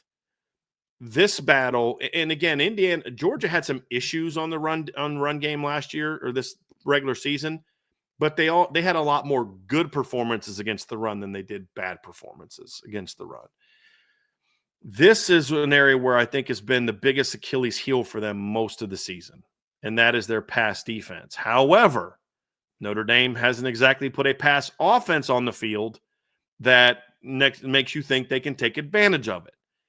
So while that was the sort of the strength on strength, good on good, this is the one that's a little bit more concerning when you look at the Notre Dame pass offense against the Georgia pass defense. And I say concerning, I mean for both sides, has been a concern. I think if Georgia fans are probably looking at this matchup saying, I don't think they're going to be able to do anything against our pass defense. And I think some Notre Dame fans are looking at it saying, like, that's not a very good pass defense.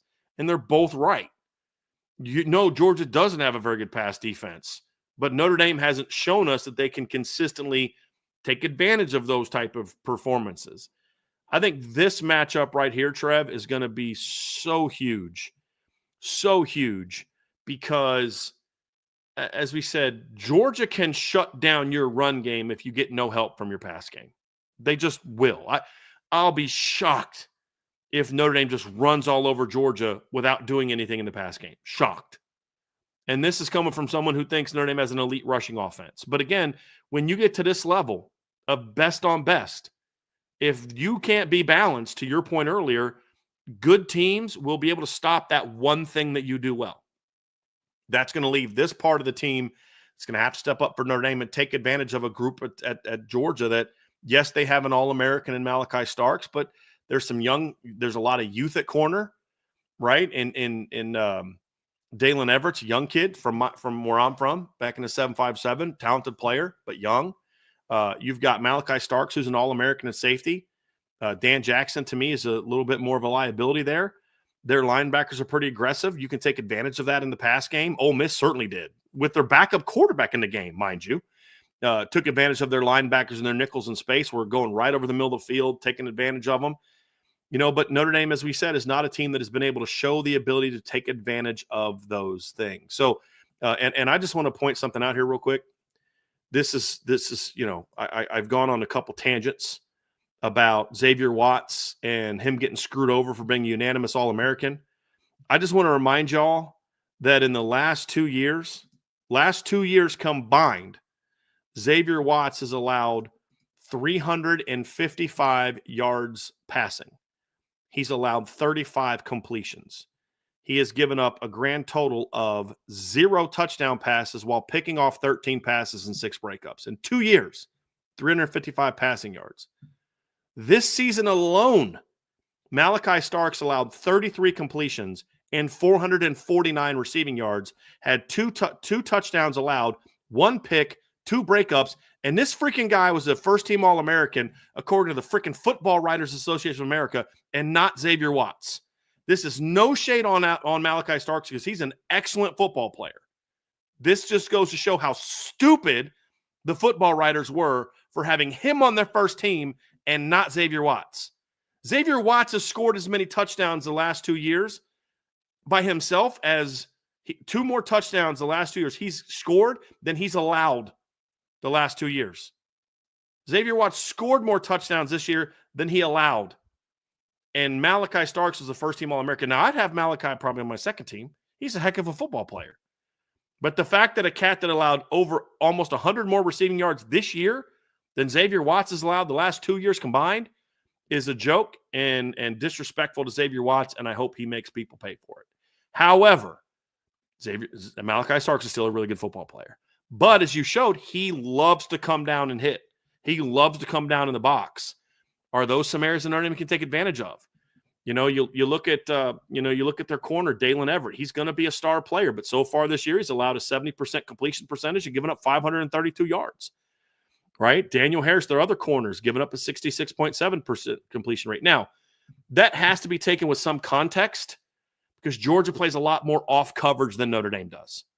They give up a lot of 5 and 6 yard hitches and out cuts and things like that they're just going to allow you to do because then occasionally they'll drive on it, break it up, and step in front of one. So they're always going to give up more yards passing than Notre Dame's corners just by the nature of how they play the game.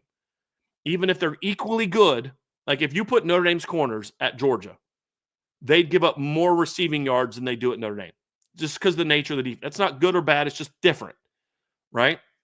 However, that's a big, big difference from where Notre Dame's corners are to where Georgia's corners are. But then the question, Trevor, is can Notre Dame's outside receivers take advantage of that? Does Notre Dame have can Jaden Greathouse and Mitchell Evans and Eli Raridon actually make plays against Malachi Starks? Can they make plays against Dan Jackson? Can Mike Denbrock do things schematically, formationally to force Dan Jackson into coverage, which is not where you want him to be? Those are all the chess match in this game here and this part of it, Trevor, is even more important, in my opinion, than what we're going to see in the run game. Because mediocre pass defense against a mediocre pass offense, both have shown moments of being better. Which one shines? That's going to be a huge part of this game, Trev. Huge part. Yeah, when I break down Notre Dame's pass offense versus Georgia's pass defense, this is the key to the game. If I'm being 100% honest, I really believe that. And not to say, will Notre Dame be able to pass for 300 yards or will Georgia be able to hold them under 100? Like neither, right? But it's going to come down to who can make more plays when it's crucial, right? Like it's weird to think. Like I felt like Riley Leonard made a lot of plays in the passing game against USC. He finished the game with 178 passing yards. You know what I mean? Like it's weird when you think of it like that, but it has to resemble something like that. Who can make more plays? Who can make more plays at that time? Because this is one of those games, like I said, where it's going to come down to not every third down is going to be 3rd and 2 for Notre Dame. I mean, you can make the argument that most third downs that Notre Dame has faced this season are not 3rd and 2. But there's going to be a point in the season where they're going to have to push the ball down the field to either put the game away, to get back in the game, to stay within the game. And I think the Sugar Bowl could be one of those, right? And it's a tale of two same sides of the ball when you talk about the narrative surrounding each. Stats show it right there. One thing that I do think that is weird that because I have an article coming out about this between the Notre Dame wide receivers and the Georgia secondary, is they haven't turned the ball over much, which I think is really interesting. Yeah. In the secondary, they rank 93rd in the country, but it's a very low risk passing offense. Mm-hmm. It limits the turnovers, but it's also why you have a 66.5% completion rate. Mm-hmm. But it's also why your yards per attempt and yards completion are down. Yeah, because you're not a risk taking pass offense. Sure, I think that's really what it boils down to for me, Trevor. Yeah, can you be that way against Georgia? Mm-hmm. No, I agree. No, I agree with you, man. I mean, it's interesting. Like, I think there's two different narratives that you can look at for Notre Dame's passing game. It's like, they rank 100th in passing offense and get 196.8 yards per game. And if you look at that stat just in a vacuum, it's like, ooh, that's not great. That's like maybe, I know it's a good amount higher, but not a crazy amount higher than like offenses like Michigan, who like physically can't pass the football, right? Mm-hmm. But then you go on the flip side of that coin, it's like, what game have they been in where they've had to pass for more than 200 yards? You know what I mean? Like they have, right? They've gone over 200, but I can't go back and think of a game where Notre Dame has been in a spot where it's like, Riley, we need you for 280 today. Well, even the A&M game was that way. They didn't need him to throw for a bunch of yards, but he needed to make some plays in the fourth quarter, and he did. Mm-hmm. Louisville game, they didn't need him to throw for a bunch of yards, but they needed him to make some plays in the fourth quarter and early in the game to spark a big lead in the fourth quarter, and he did. With that slot fade to Jalen Harrison, and then obviously the screen pass to Jeremiah Love. But I think Georgia can put you into that game, Trev, and that's one of the concerns, the legitimate concerns you have as a Notre Dame fan and Notre Dame analyst is, can they win in a game where they have to throw the football for 250 yards? Well, we don't know that they can't, but we don't know that they can. Because like you said, they haven't been in that situation. Because you look at, for example, the Notre Dame team, right? You look at that where Notre Dame was this year, Trev, and to your point, what is the game where they needed them to throw for 250 yards or 300 yards? They haven't had that game. I mean, even Northern Illinois, he didn't need to throw for 250 yards. He just needed 180 yards. I mean, literally just get 17 more yards at the end of that game, and you're kicking a field goal to win it. And, maybe we're having a different conversation right now, meaning maybe Notre Dame's undefeated and playing Arizona State because they're the 5 seed, or maybe Notre Dame's 10-2 because they didn't have that that adversarial moment or adversity moment where they rallied. And we don't know the answer to that. We know that they did. But to your point, Trev, they beat Louisville throwing for 163 yards.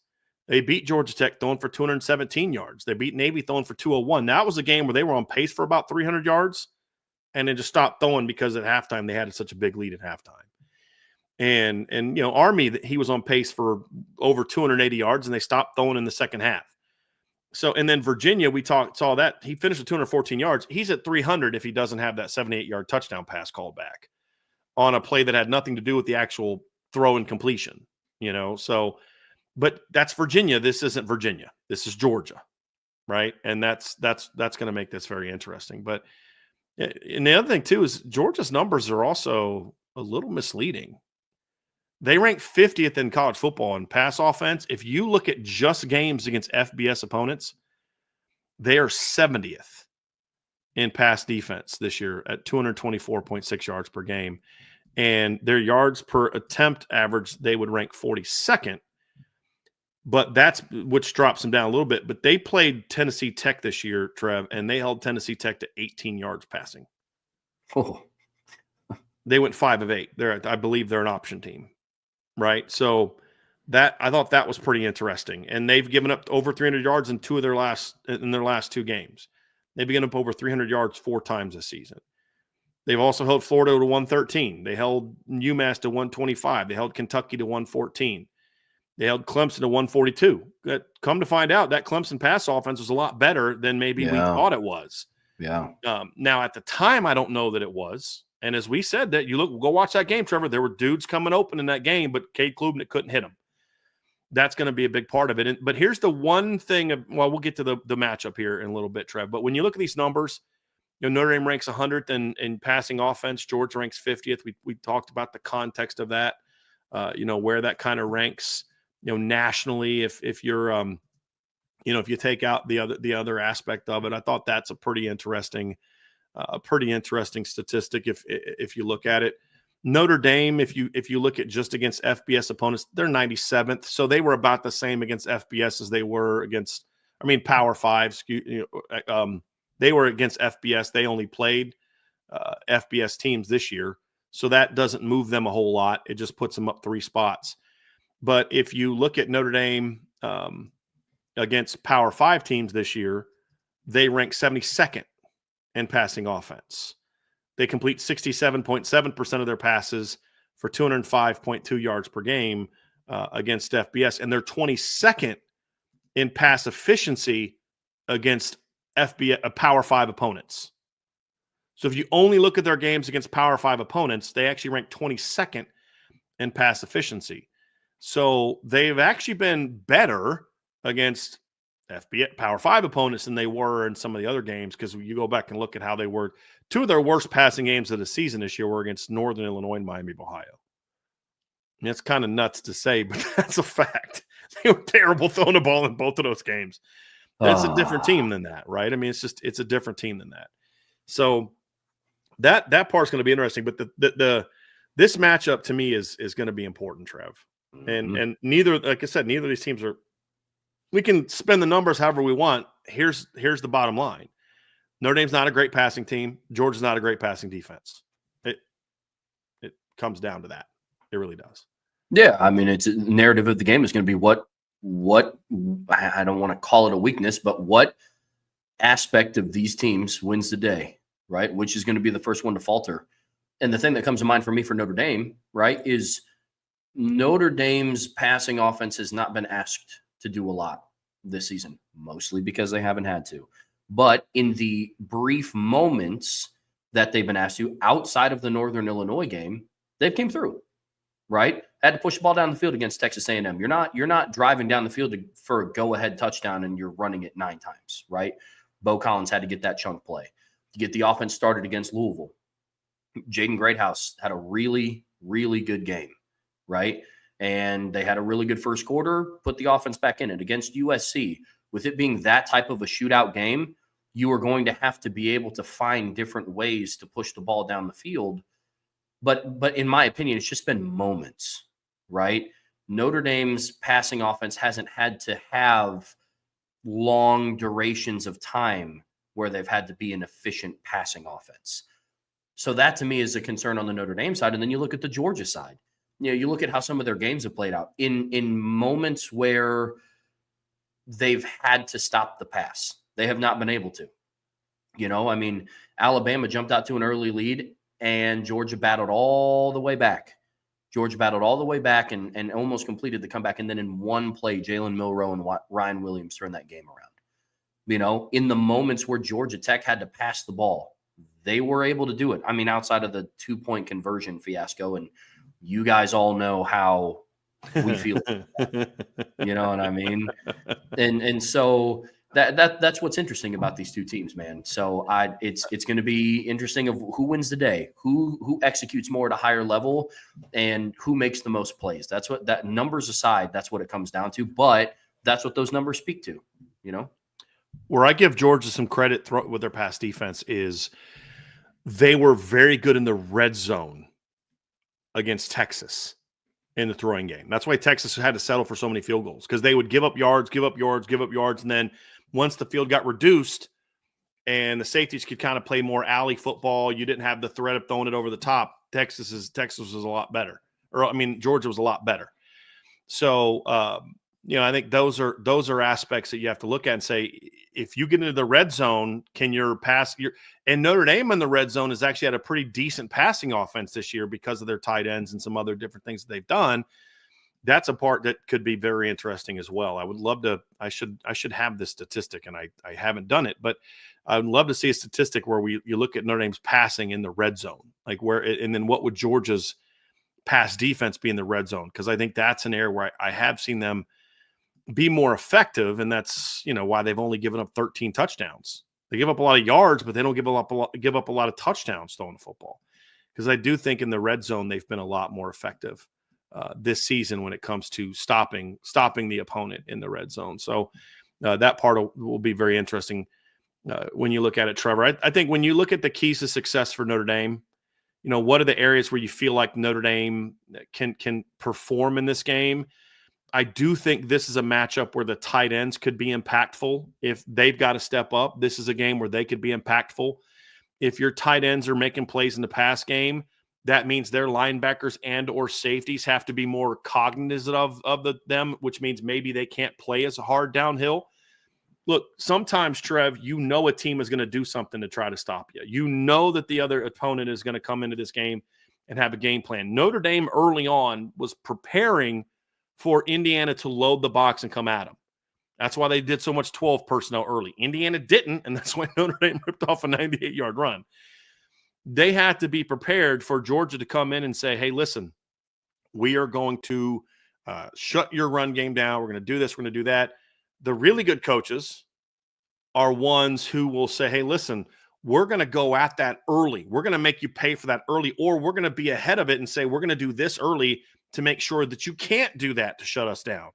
One way to do that is to get your tight ends involved in the passing game early, especially over the middle of the field, and get Jaden Greathouse going early and often. Get Jaden Harrison going early and often in this game, especially Jaden Greathouse, because if you can say, hey, listen, your linebackers, your slots, because here's something that's going to be interesting. They have a nickel defense. Now, Notre Dame comes out in 11 personnel. Georgia has a decision to make.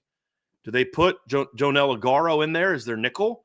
Or do they do what they did against Georgia Tech early, which is leave Jalen Walker in as basically their rover, and they went with a 4-3 defense? And I could see them doing that. And then what is Notre Dame's counter to that? How do they use Jaden Greathouse? How do they use their tight ends to try to take advantage of that? That's going to be a very, very interesting aspect of this game. And then what can Mike Denbrock do to get them in good matchups?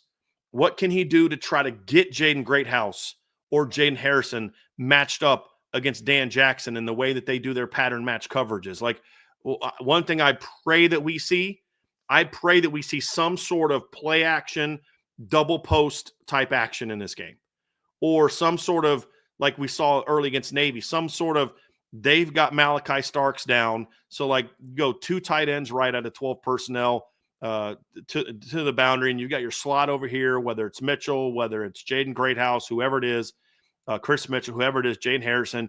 And if you run action at the 2 tight ends, Malachi's coming down, and now Dan Jackson, who's their field safety, because they play a lot of field boundary, he's going to now be in a one-on-one against Jaden Greathouse.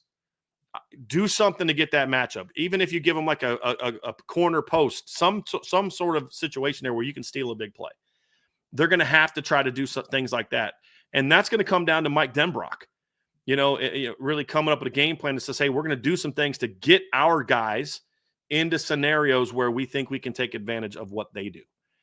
And that's going to be a big part, because what's interesting is 2 of the best safeties that Notre Dame played in the second half of the year were the Sanker kid from Virginia, who plays a lot like Malachi Starks style of play-wise, and then the Lane kid from Navy. And in both games, he went at the safeties early with the throwing game, downfield shots. Does he do that again here? We'll see. I don't know. But he's going to have to get creative with how they align against Georgia, how they move. I don't know that Georgia's a team that necessarily a lot of pre-snap movement does a whole lot to them. They don't move a whole lot on normal motions and shifts. Not a ton, because they're not front. They don't have to move their front. If you move your tight ends, they don't have to move their front. Where they can get in trouble is with some tempo. Can Notre Dame do some things with tempo? You don't have to, move a lot pre-snap, go more tempo to get them to declare coverages early, and then you can go at them. those are things that I'm very curious to see. How does Georgia come at you personnel-wise in your 11 personnel? We know what they're going to do, 12 personnel. They're going to put Jalen Walker and 2 of the inside linebackers on the field. That's what they're going to do. They're going to be 4-3 personnel if you do that. How are they going to do 11 personnel? Are they going to also – because Notre Dame what's different about this Notre Dame offense and past Notre Dame offenses is past Notre Dame offenses would run really well out of 12 and then just kind of oak out of 11. This team is actually more dynamic out of 11 personnel running the football than they are 12 because they spread you out. Does Georgia, who are smart coaches, say, okay, yeah, your 11 personnel does not scare us throwing the football. So we're going to still have Jalen Walker on the field. We're not going to fall into you're an 11, so we got to put our nickel on the field. Like when you're playing Ole Miss, they go 11 personnel, you got to put your nickel on the field. When Notre Dame plays 11 personnel, you may not feel you have to put your nickel on the field. And then if that's how they do it, what does Mike Denbrock do to counter that in the throwing game? Because if you try to throw a bunch of those perimeter screens they like with Jalen Walker playing in space, that might not go well. But if you get him to have to flip his hips and do some different things down the field, now you might be able to have some success, getting him out of the box, and even if that means some run stuff, you know what I mean? So I'm very curious to see how that matchup goes, but this is going to be one where Mike Denbrock's got to earn his paycheck, right? And he's earned it look, for all the issues we have, they have that off those passing game rankings right there. Right there. Notre Dame has played, 6 ranked teams this year, and they have that passing numbers, and yet they score 38 points a game, almost 39 points a game. Mike Denbrock's earned his money so far. He's got to do it again. And these are the kind of games you brought him in for.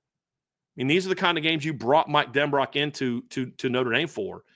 And it's not just about, okay, you got better players, but what are you going to do schematically in your game plan and preparation to have some success against them? Because, I mean, we saw him go against Georgia 2 years ago at LSU. They had over 500 yards of offense. Now, some of that was late in the game, throwing some chunk plays when they were down big. But remember, they moved the ball pretty well against Georgia early.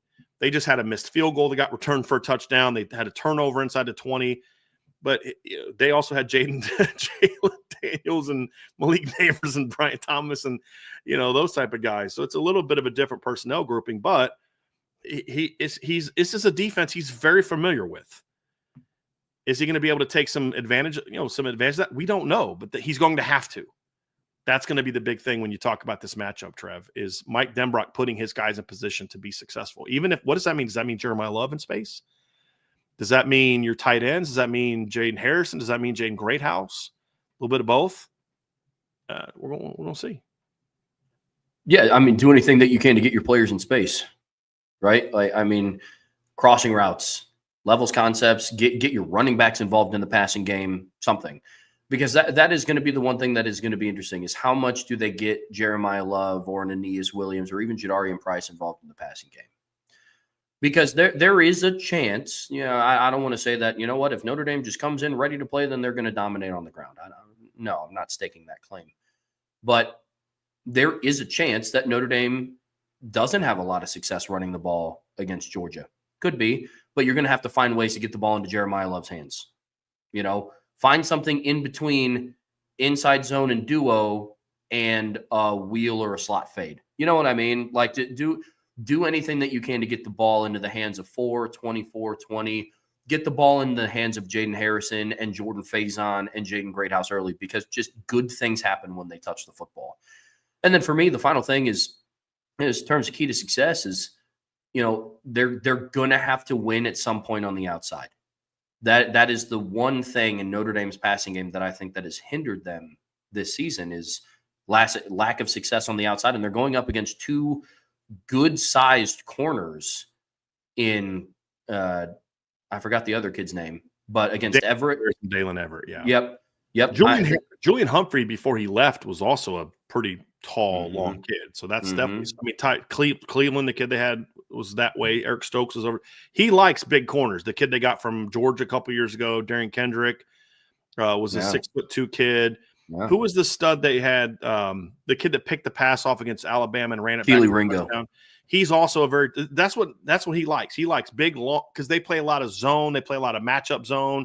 They play a lot of pattern match. He likes those long, rangy guys on the outside, kind of like Mike Mickens. It's just I think Notre Dame's guys run a little bit better. than Georgia guys do, which is going to make some of the Georgia fans in the chat lose their minds because they don't think Notre Dame has speed and Notre Dame hasn't played anyone. And apparently we're convincing ourselves that Notre Dame has a chance to win. Apparently one Georgia fan. Most Georgia fans in the chat have actually been pretty good. But that's the thing is that they're young, and Daniel Harris doesn't run like some of the other guys run. That I think is – and Dalen Everett's just young. He makes a lot of young guy mistakes with his transitions, with his technique, with double moves, with – he's eventually, I think, going to be a stud. But right now he's just a talented young kid who's still learning the game. Like to your point, can they take advantage of that? Keep rolling, Trev.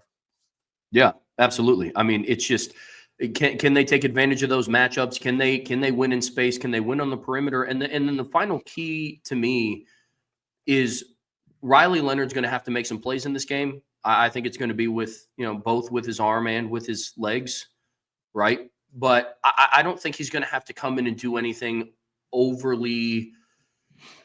I don't think Mike Denbrock or the quarterback coach is going to ask him to do anything outside of his realm of capabilities in the pass game, right?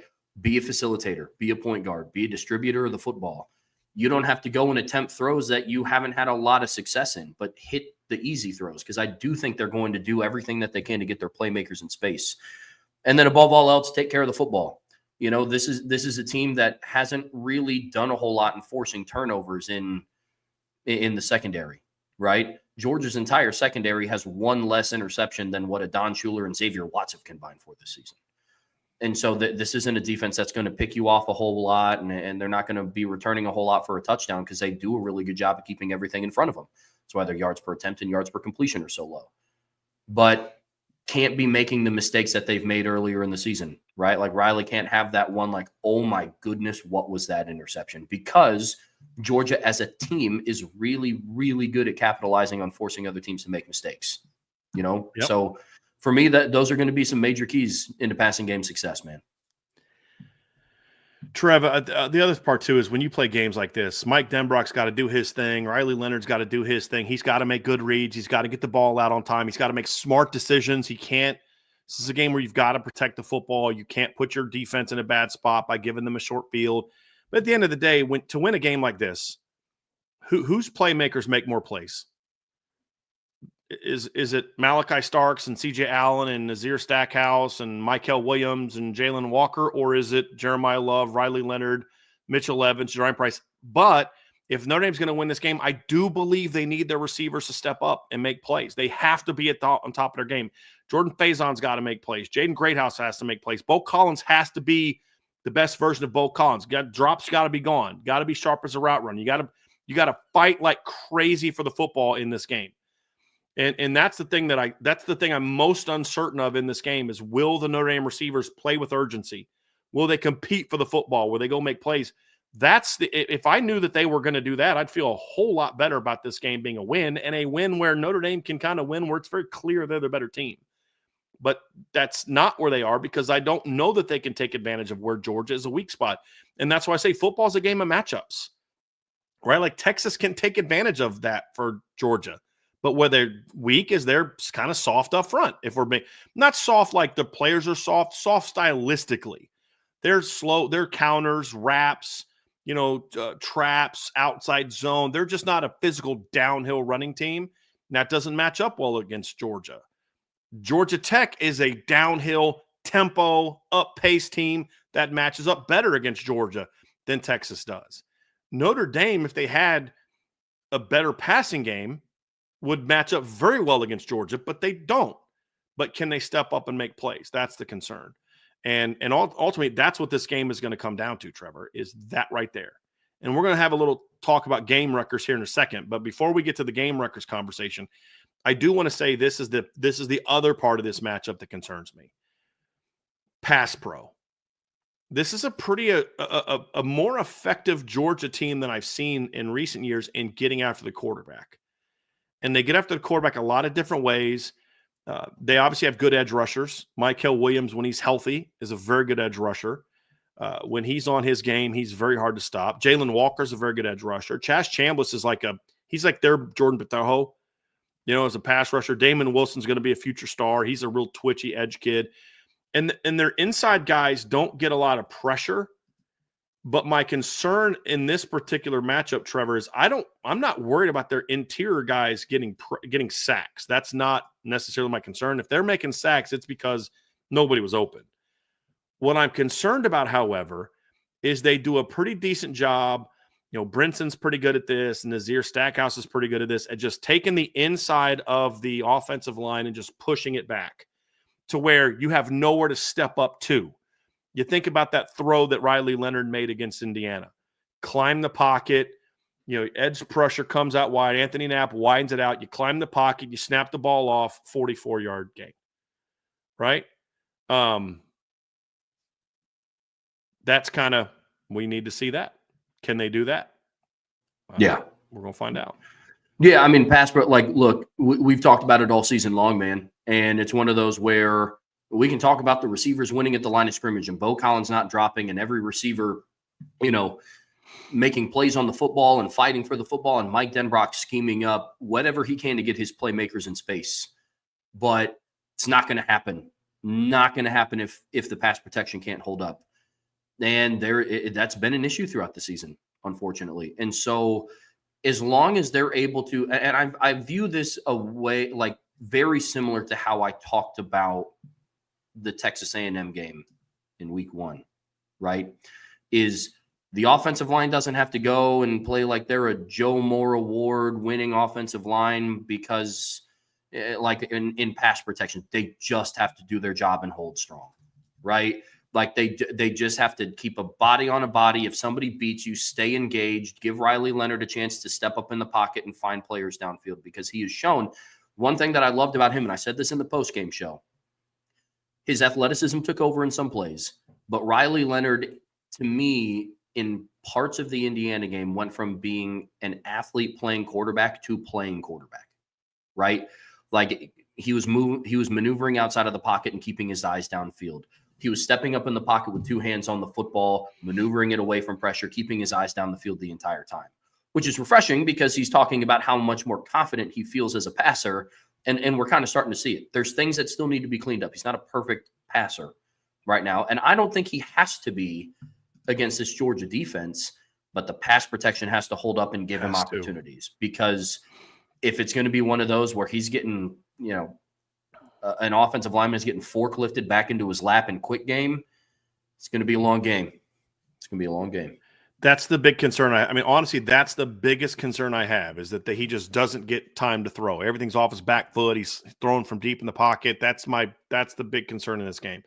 And Georgia doesn't have to blitz 6 guys to do that. Now, they're going to have a pressure package, to your point, Trevor. I mean, they don't blitz a ton on early downs, but if they think you're in a passing situation, as you mentioned earlier, they will heat you up. And they do have a sub package, right? And they will come at you in that regard.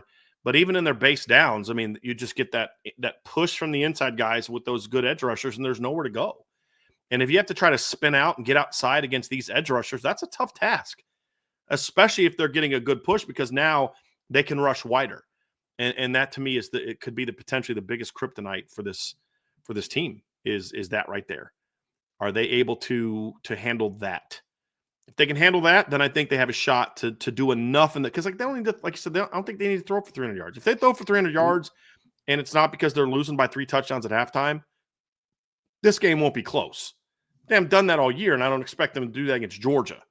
Because when we talk about Georgia's pass game struggling, it's not like they're like, Florida State or, Purdue. It's relative to what you expect from Georgia. That's more of where it's at. And I don't know. We're going to find out if they can do that. So we're gonna kind of move on to our game records conversation here, Trev, and have just some real quick fun with that. We're going to talk about why it's important and then have our fun with our predictions of our game records from the Notre Dame offense. And then, of course, we'll wrap up with some talk about the transfers. But before we do, folks, hit that like, hit that subscribe, hit the notification bell, share this podcast, give us a 5-star review. And of course, as always, sign up for the message board at boards.irishbreakdown.com. So, Trev, we like to have we like to have some fun with this and this part of the show, and we're going to do that here, talking about game wreckers. Game wreckers, those guys that take over a game, those guys that just say, boy, that guy just went out there and the plays he made and the things he did, we couldn't beat them because that guy took the game over. You look at games that Notre Dame's had big wins this year. They've had game wreckers step up. Jeremiah Love and Jadarian Price against Texas A&M. Game wreckers. Riley Leonard making throws to Jaden Greathouse and Jaden Harrison and Jeremiah Love against Louisville. You think of, I mean, you could just kind of throw Jeremiah Love and Jadarian Price into like every game as game wreckers, but we've seen Mitchell Evans step up. We see, Jaden Greathouse step up at times and just be that guy. Bo Collins making a huge play late in the game. We haven't seen a lot of that from the past game. Offensive linemen, we've seen guys just come out and play great games and just really be game wreckers. And those are the things you need to win these type of games, right? You look at the Indiana game. Who are the game wreckers in that game? Jeremiah Love, Riley Leonard, not just because he made some big plays, which he did, but he saved -8s and turned them into +8s in that game. That's completely changing the course of the game. Indiana's used to getting those sacks, getting those incompletions, making it 2nd and 10 or 2nd and 16, 2nd and 17, and instead he's jumping up in the air, throwing off of his, throwing not even on the ground, hitting guys and they're getting 4, 5, 6 yards, and that changes the game. And then, of course, at the end of the game, they need to make a big play. He goes out and makes a big play, hits Jordan Faison over the top, hits that strike to Jaden Greathouse on 3rd down to move the chains, set up a score. You had game wrecker step up and make plays. So you need those to win. Georgia needs those to win. That's what determines these games. Who are those guys going to be for Notre Dame? We're going to have some fun here, and we're going to talk about who we think are going to be the game wreckers for Notre Dame. This is meant to be honest analysis, but as far as predicting them, that part's meant to be a little bit fun. We don't know if they will or won't step up and make those plays, but these are the guys that we think have the best chance. We'll give 3 each. Trev, I'll let you start. Who are the guys that you predict to be the game wreckers for Notre Dame? Who's your number 1 guy? If we're going 3 each, first one for me is going to be Mitchell Evans at tight end. I think the tight ends are going to play a key role in this in the run and the pass game. And the reason why I put him first is for that reason. Mitchell Evans is going to have to make an impact in both phases. And he's going to have to accept that role. There's been some question marks at sometimes throughout the season when he's asked to be a run blocker. Is he that much into it as opposed to when he's running, a burst corner that's going to score a touchdown or something, right? 88's going to have to bring his A game, right? He's going to have to step up in a big way because as much as I want to believe that a perimeter receiver at Notre Dame is going to break out, we just haven't seen it all season, but we've seen Mitchell Evans be a game changer this year. More consistently than what we've seen from the outside receivers.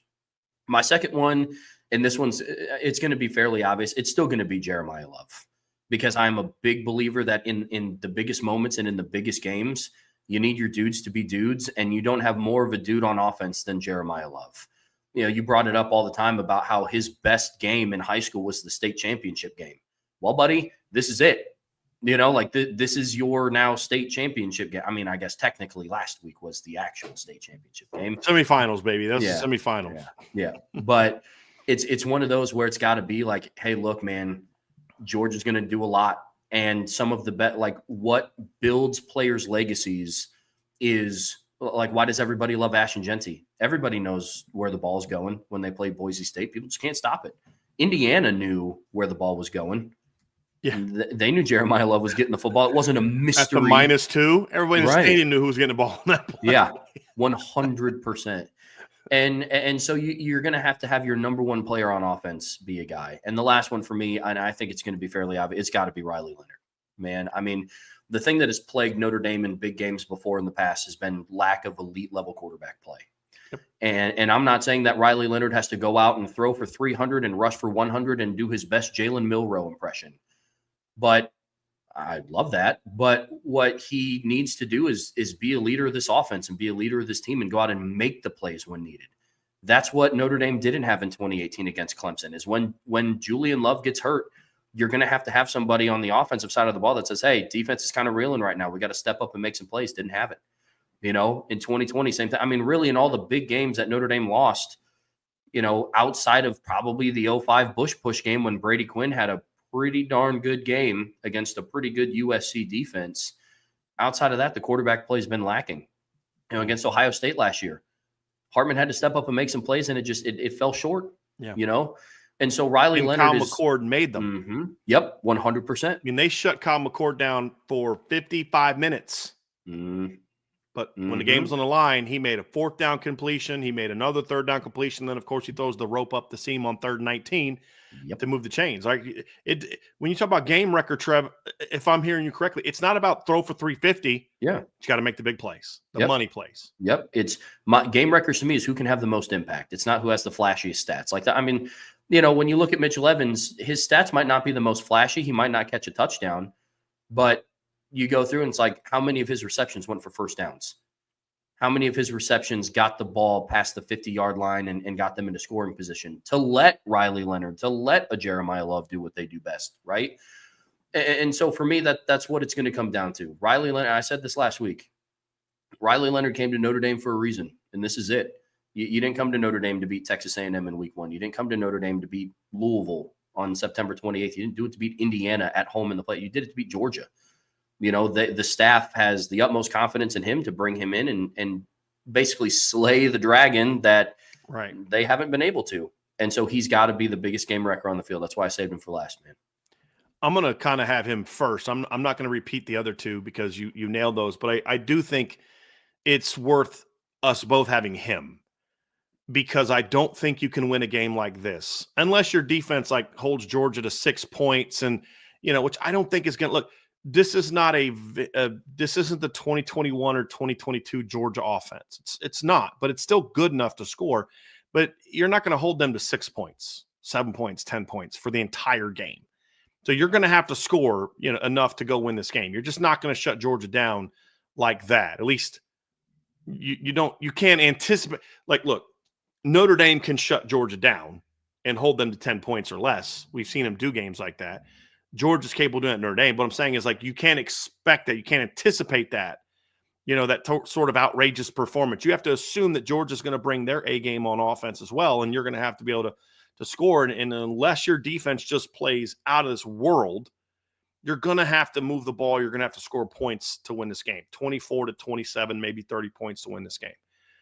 And you're not going to do that unless Riley Leonard is a game wrecker.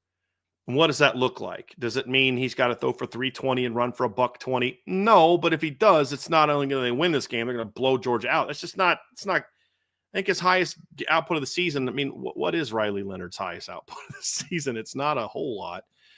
Let's see here. Passing, Riley Leonard. Highest output of the season is 229 against Stanford. Right. So I'm not all right, he's going to have to throw for 320 to if you need him to throw for 320 lose it to win this game, means stuff went really wrong in a lot of other areas. And I don't see that happening. It's more about, be 65 to 70% completions, get your 200 to 225 in the throwing game, but make money throws. Be good on first down, take that 5-yard check down if that's all that's there. Don't turn the ball over. Make those third down throws that you need to make those quick decisions. When you get a chance for a big play and a guy does come open, you got to hit him. You got to him. If you do get that one-on-one with Jordan Faison outside or Bo Collins or Chris Mitchell, you got to take it and you got to hit it. That's going to be it for me. And then I also think this is one of those games where his feet are going to have to play a big role.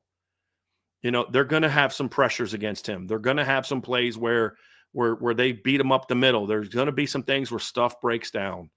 And what's been a big part of Notre Dame's success this season is when those moments come, he's able to make plays.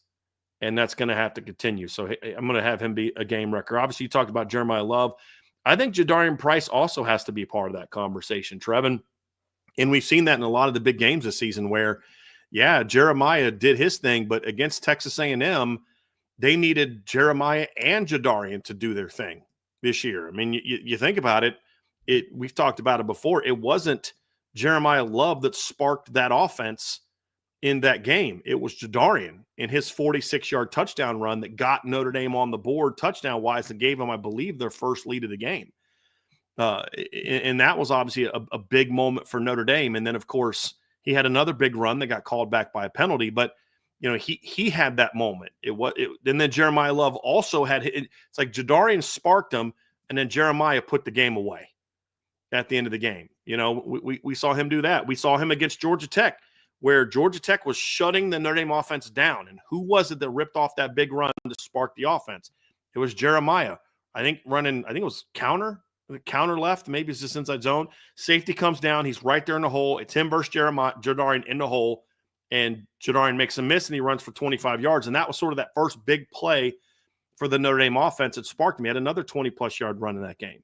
You know, it was as Florida State was shutting Jeremiah Love down and holding him to 19 yards on 9 carries, Jadarian was like, all right, cool. You guys want to spend all that time trying to shut him down. I'm going to go ahead and rip you up, and I'm going to run for 65-yard touchdown to make it 14-3, right? I mean, it's like that's what makes this team so dangerous is it's not just Jeremiah Love.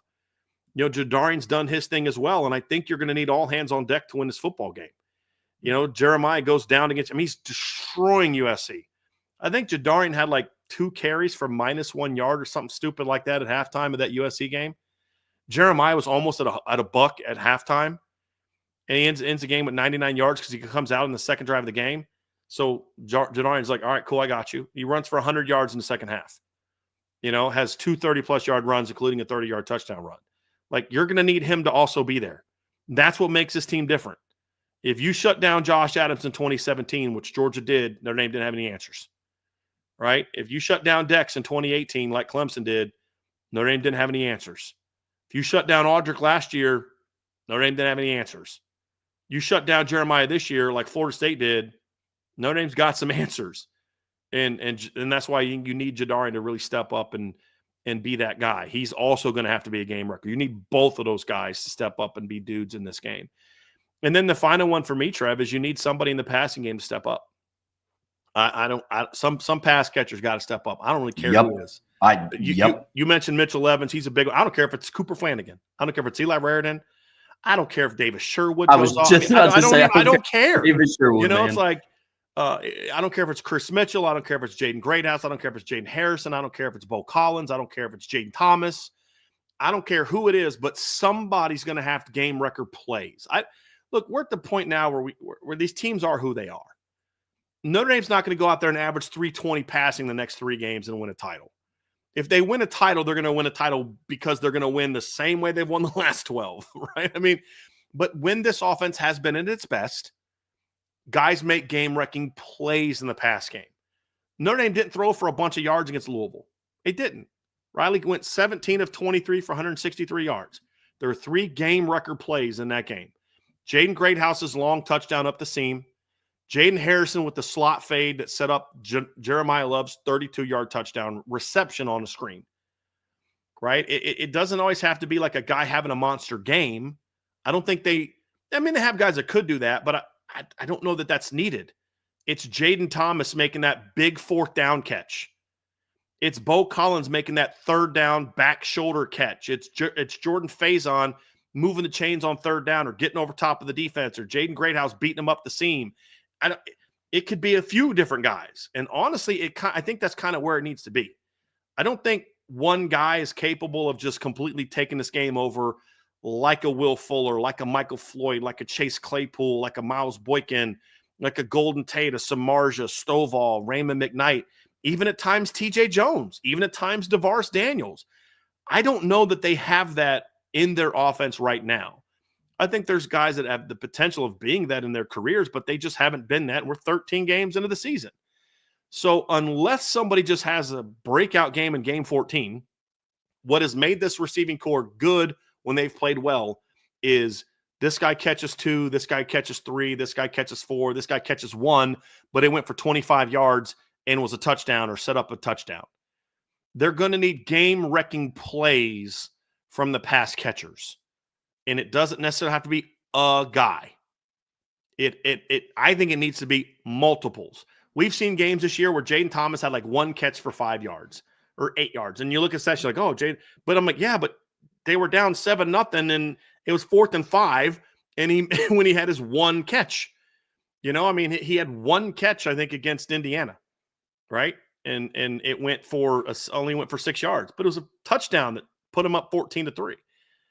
It could be that. You need game records step up. And we've seen games where Jaden Greathouse will have 2 catches and they were both 3rd down conversions. And it's just that, you know what I mean? But I do think at some point in time, somebody has got to make a couple big plays in the pass game. I do think that is a must. I don't think you can wait till the fourth quarter to get your first big passing play against Georgia the way you did Indiana. I think it's going to have to be more like Louisville, more like some of these other games where, Army, where you hit that big play early to kind of say, hey, guys, you're not going to be able to just load the box on us today.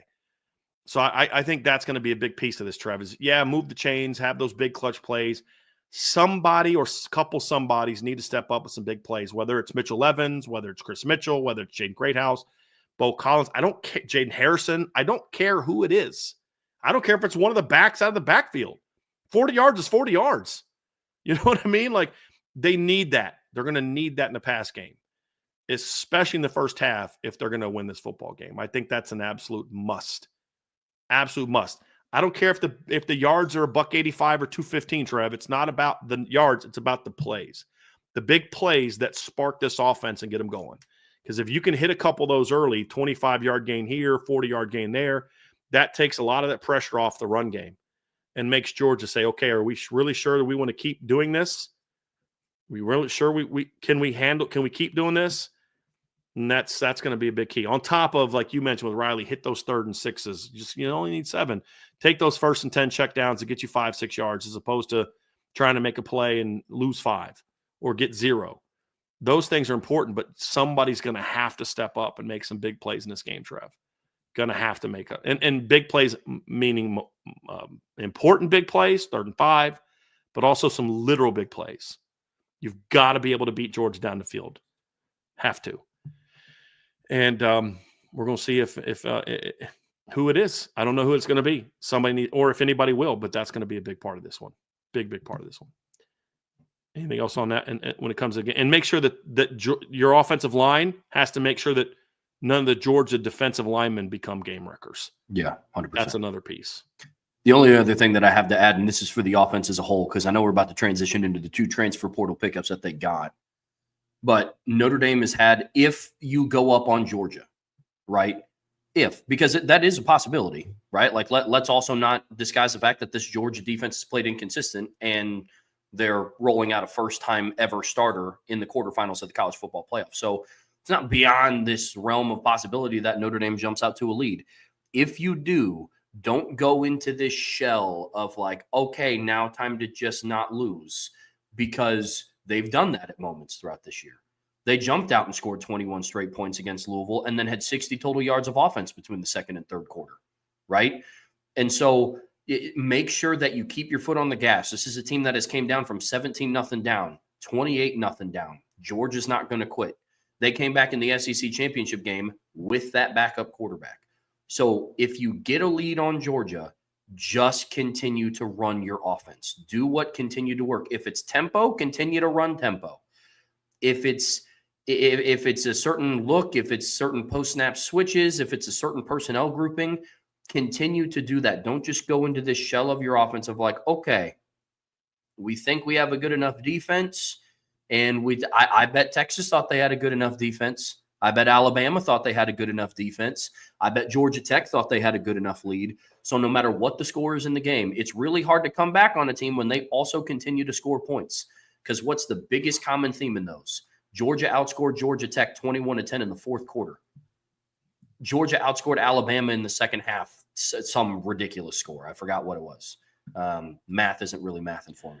Right, they were up 28-0 in the first half. The second half, it was 27-11 in the second half. Yeah. But after the first quarter, they outscored Alabama 34-20 after the first quarter. So, to your point, thank you for those stats. Gotta keep the foot on the gas, because this is a team that will not quit. There's one. We've talked about how consistent they've been at times and how they will not quit playing until the clock hits 0. And that's something that I have to tip my hat to Kirby Smart, because there's teams out there that they get down a little bit and they're like, okay, well, we tried. So keep the foot on the gas, man. That's my last thing. This year, Georgia, at one point in time, I'm going to go through all these games because this is going to absolutely back up your point, Trevor. They trailed Georgia Tech 17-0 at halftime. They trailed Florida 13-6 at halftime. It was 10-3. Georgia scores to make it 10-6. They go down the field, I think they got a penalty, and kick the field goal to make it 13-6 at halftime. They were against Mississippi State, only led 13-10. They blew them out after that, but they fell behind 3-0 early. That wasn't as big of a one as some of the other games were. Tennessee, we talked about this one against Tennessee. They trailed Tennessee 10-0 in the first quarter. Tennessee had a 10-0 lead on Georgia, and Georgia came back and won that game by 2 touchdowns. We talked about the Alabama game. They led 28-0. Kentucky had a 9-3 third quarter lead on Georgia. They've trailed in a lot of games, in several games by double digits. Mm-hmm. It wasn't like the Bama game was a fluke and we never saw that again. They trailed Georgia Tech 17-0 at halftime. Tennessee, a playoff team, 10-0 at the end of the first quarter and won by 2 touchdowns. They outscored Tennessee 31-7 after the first quarter. Mm-hmm. So to your point, you jump up on them early, pedal to the metal, because it's almost like Georgia's like, now we got them where we want them. You know what I mean? I mean, honestly, man, that's how they've played this year. It's like, oh, you think you're good now, right? You're gonna let up a little bit, and now's when we roll. And that's what makes this team a championship contender, because it doesn't, like, they don't get phased. 99. There's 134 teams in college football. Like 130 of them would have quit after Bama went up 21-0, much less 28. Just would have quit. Just, all right, it's not our day. Bama's going to kill us. That's like, for Georgia, it's like, okay, now it's time to play, guys. And they just kept coming and coming and coming and coming. Same with the Georgia Tech game. It's like, hey, man, this is not our day. You know, it's all good. Don't worry. We're still playing in the SEC championship. We still write our own ticket. If we win against Texas next week, we're still in the college football playoff. This game doesn't really cost us a championship game, although they clearly wanted to win. But they just kept battling and battling and battling and battling. And, you know, that's what this team is going to do. You're absolutely right. And we're going to have a lot of talk about starting fast and finishing and our keys to victory, which will be next week. But you're absolutely right. But that's also where game records come into play. All right, Georgia's heating you up. Who's going to step up and make a play? Right? And who's going to spark you that lead? Who's going to make the play to make sure that you count? You jump up to a 13-0 lead. Their offense goes back down the field, scores. Now all of a sudden it's 13-7. Do you answer? We've seen Notre Dame do that at times this year. Navy did that, made it 14-7. What did Notre Dame do? Went right back down the field and scored. Right? Army did that. What did Notre Dame do? Went right back down the field and scored. You're going to need that in this game, and then you're going to need it again, and you're going to need it again, and you're going to need it again, because this Georgia team will not quit. They will not quit. Don't care what you say. They are not going to quit. You'd be up 21-0 at halftime. They're going to be like, well, yeah, but Notre Dame's better than Bama and Georgia Tech. Nope. They're going to keep coming because they want to win a championship, just like Notre Dame wants to win a championship. So I love that point you made, Trev, because there will be no quit. There will be no quit in this football team. And then we got to find out what if Notre Dame falls behind early? Can they be a team that comes back and rallies? We don't know the answer to that because they've never really been put in that situation. I mean, I think their biggest deficit all season was 7 points. Right? In the game they lost, their biggest deficit was 6. Yeah. I think one of their biggest deficits of the season was 7-0 to Stanford, and then they outscored them the rest of the game 49-0. Right. Yeah. I mean, I'm trying. The biggest deficit to A&M was 3. Yeah, biggest one to Louisville was 10. No, 7. Or 7. Sorry, 7. Sorry. And they went right, like to your point, they went right down the next possession and scored a touchdown to make it. The difference in the Stanford game is they actually had a possession where they didn't score after going down. That was the only time I remember them having that happen to them, where the other team took a lead and they didn't immediately take it back. Georgia Tech was a game where they were down 7-0 early and then went right down to actually Georgia Tech scored on the last play of the first quarter to go up 7-0. And then Notre Dame took the first drive of the second quarter, 75 yards on 14 plays, took 8 minutes off the clock and tied it up 7-0 or 7-7. Right. So, I mean, that's all this Notre Dame team has had to come from behind. They never trailed against Navy. They never trailed against Florida State. They never trailed against Virginia. They never trailed against Army. They never trailed against USC. They never trailed against Purdue. They never trailed against – I don't think they trailed against Miami, Ohio. Or did Miami, Ohio score? Yeah, 3-0 against Miami, Ohio. And then, so you trailed by 3 in that game. This is not a team that's been down a whole lot. Georgia has been, and they know what it's like to be down big and what is needed to come back. So this is going to be a 60-minute game, Trev. There's no doubt about it. No doubt about it. So, Trev, that's the game records breakdown. I want to get into also the breakdown of the commitments that Notre Dame just got this past weekend. This past week, I should say. Christmas, it felt like kind of like a weekend. It was like Monday and Tuesday. Kind of felt like a weekend. Like this is like Monday man, or something like that. Does not feel like Thursday right now. Yes. This is a weird. Yes.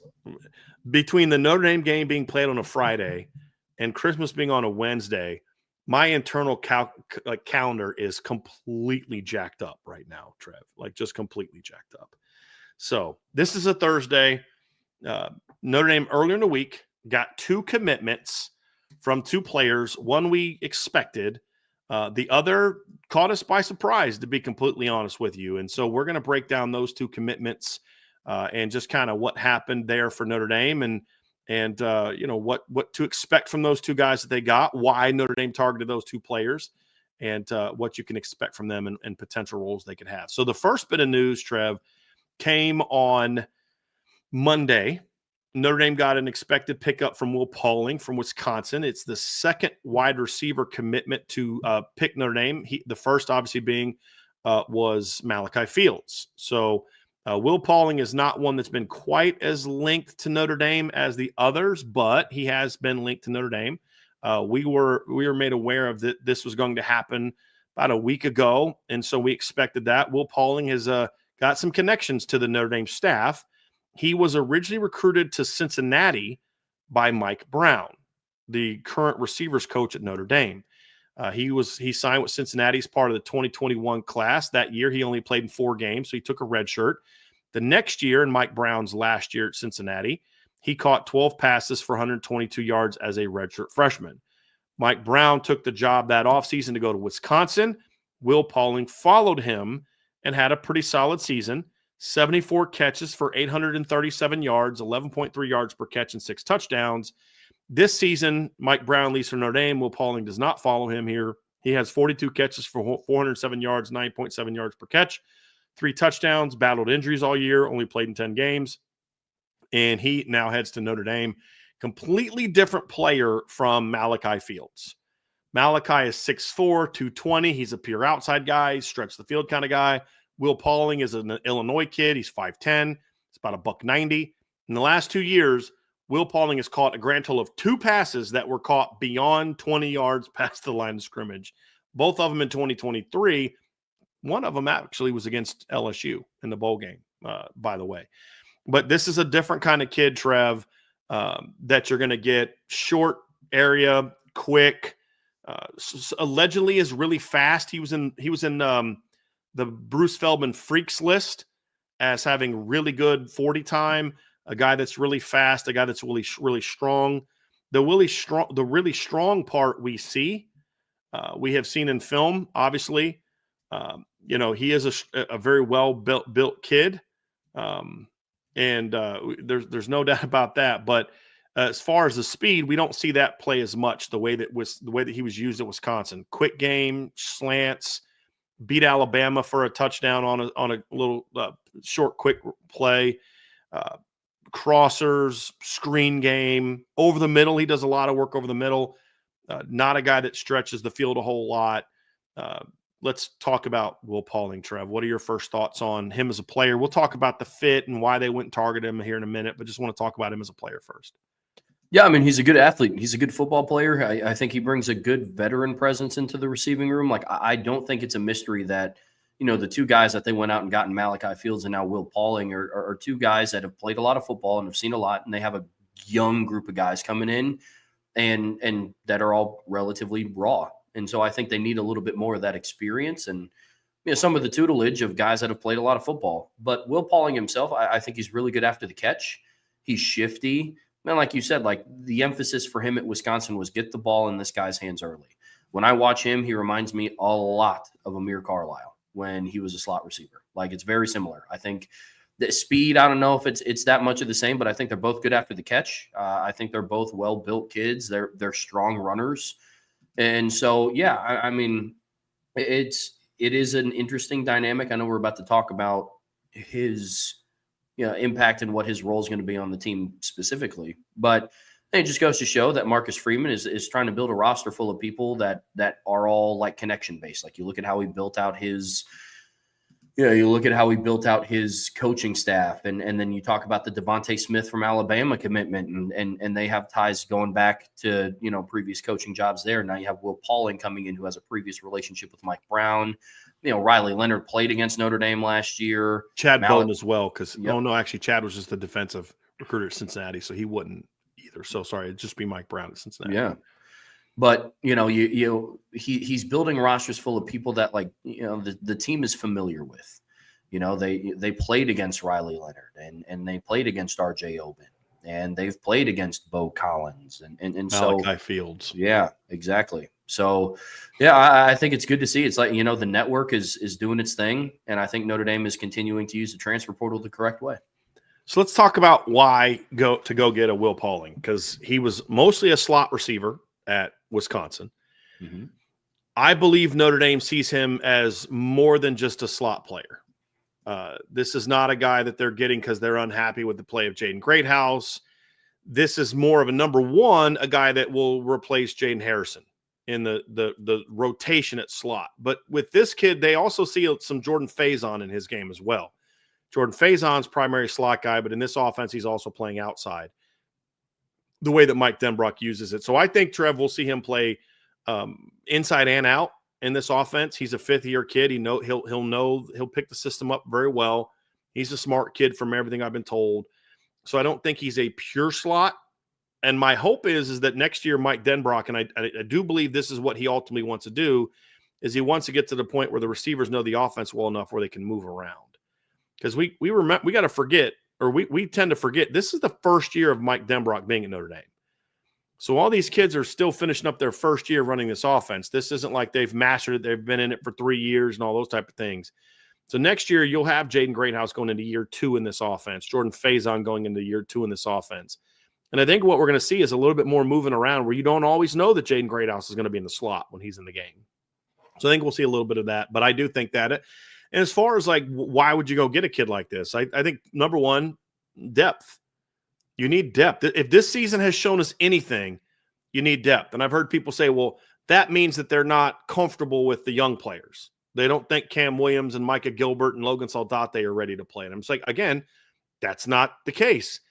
Notre Dame was very happy with Josh Burnham and Bryce Young at defensive end, but they needed depth. They needed some assurance. So they went and got an RJ Oben. Now, the young guy stepped up. RJ Oben doesn't play as much as if Josh Burnham doesn't get hurt, RJ Oben's not starting at defensive end by the third game of the year. Josh Burnham was beating him out in snaps. I mean, he was going to be that guy pretty close into the season. And the same thing here is if the receivers don't step up, then you've got a veteran guy that's got, he's got over 100 career catches. He's got over 1,000 career yards. I'm actually going to pull up he had 74 for over 800 just in 2022-23 alone. He has 129 career catches for 1,372 career yards and 9 touchdowns, right? So this is an experienced kid playing at the Big Ten level, a kid who had 8 catches and a touchdown against Alabama this past year, a kid that I believe went over 100 yards against LSU the year before. So Mike Denbrock would have got an up-close and personal view of this kid going off on his team in 2023 in a bowl game. He went for 8 for 143 in that game, by the way. A kid that had four catches for 51 yards and a touchdown against Ohio State. A kid that had 8 catches against Iowa and their big-time secondary in 2023. He had 9 for 83 against Alabama this year, 8 for 79 against Penn State. This season had a lot of chain-moving plays in that game as well.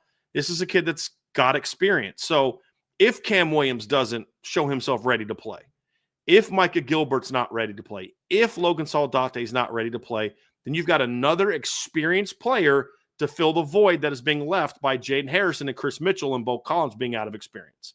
I shouldn't say Bo Collins because that's the Malachi Fields, but Jaden Harrison and Chris Mitchell, right, Trev? Now, if Cam Williams steps up and he's ready to be a difference maker, then guess what? Cam's going to play. And the perfect example is Bryce Young has played more. Well, until this past game, Bryce Young had played more snaps this season than RJ Oben. Rod Hurd was brought in to be the starting safety opposite Xavier Watts. Adon Schuler outplayed him. Who started at safety this year, Trev? Who was the main guy at safety opposite him? It was Xavier Watts. It was Don Schuler. And then Rod Hurd played a very important rotation role.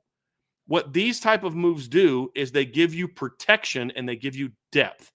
And if this season has taught us anything, is that you need depth to make it through a 16 game season. Well, I love Jordan Faison and Jaden Greathouse. Cool, me too. But what if they get hurt?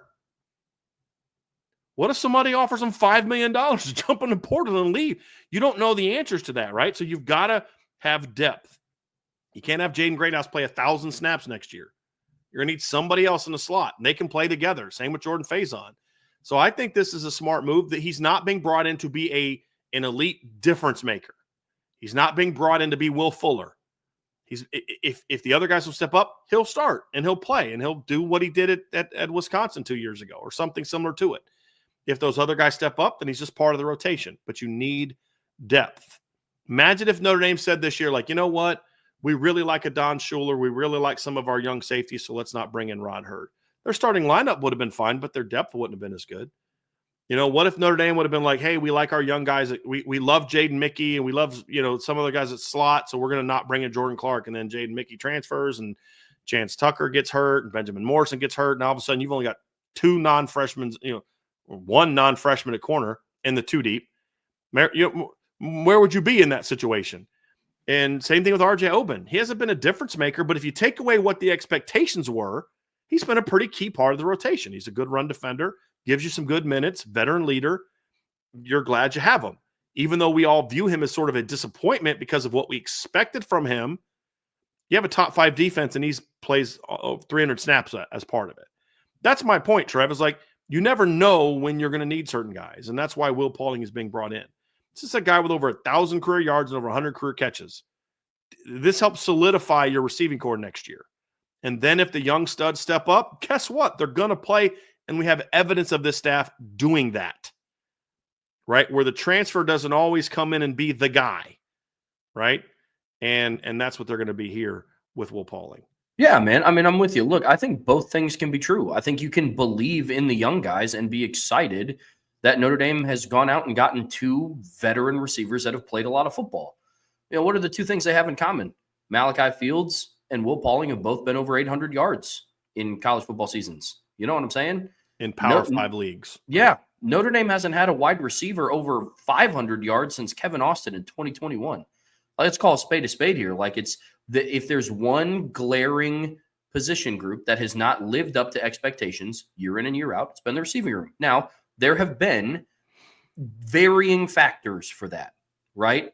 Like, I'm willing to admit that it's not just all the wide receivers, but at the end of the day, because I'm also a fan of the team, not just doing what I do here with Irish Breakdown. Every single year, I feel like I'm doing the same thing. 2022, man, I mean, they're young, but like, I believe in Lorenzo Styles, right. and man, they're going to, last year was like, hey man, I mean, Tobias is going to break out, and Rico is a good true freshman, and same thing going into this year. It's man, like, they got Chris Mitchell and a 1,000-yard guy, and like, look, there's a common theme here if you guys are picking up what I'm putting down.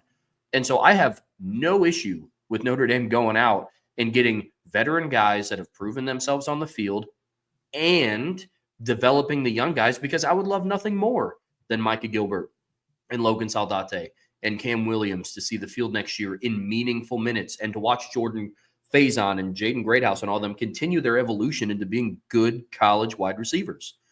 But in order to do so, I have to look at things realistically, and I don't want to go on my 4th year in a row of saying, man, I really believe in these guys. Here we go.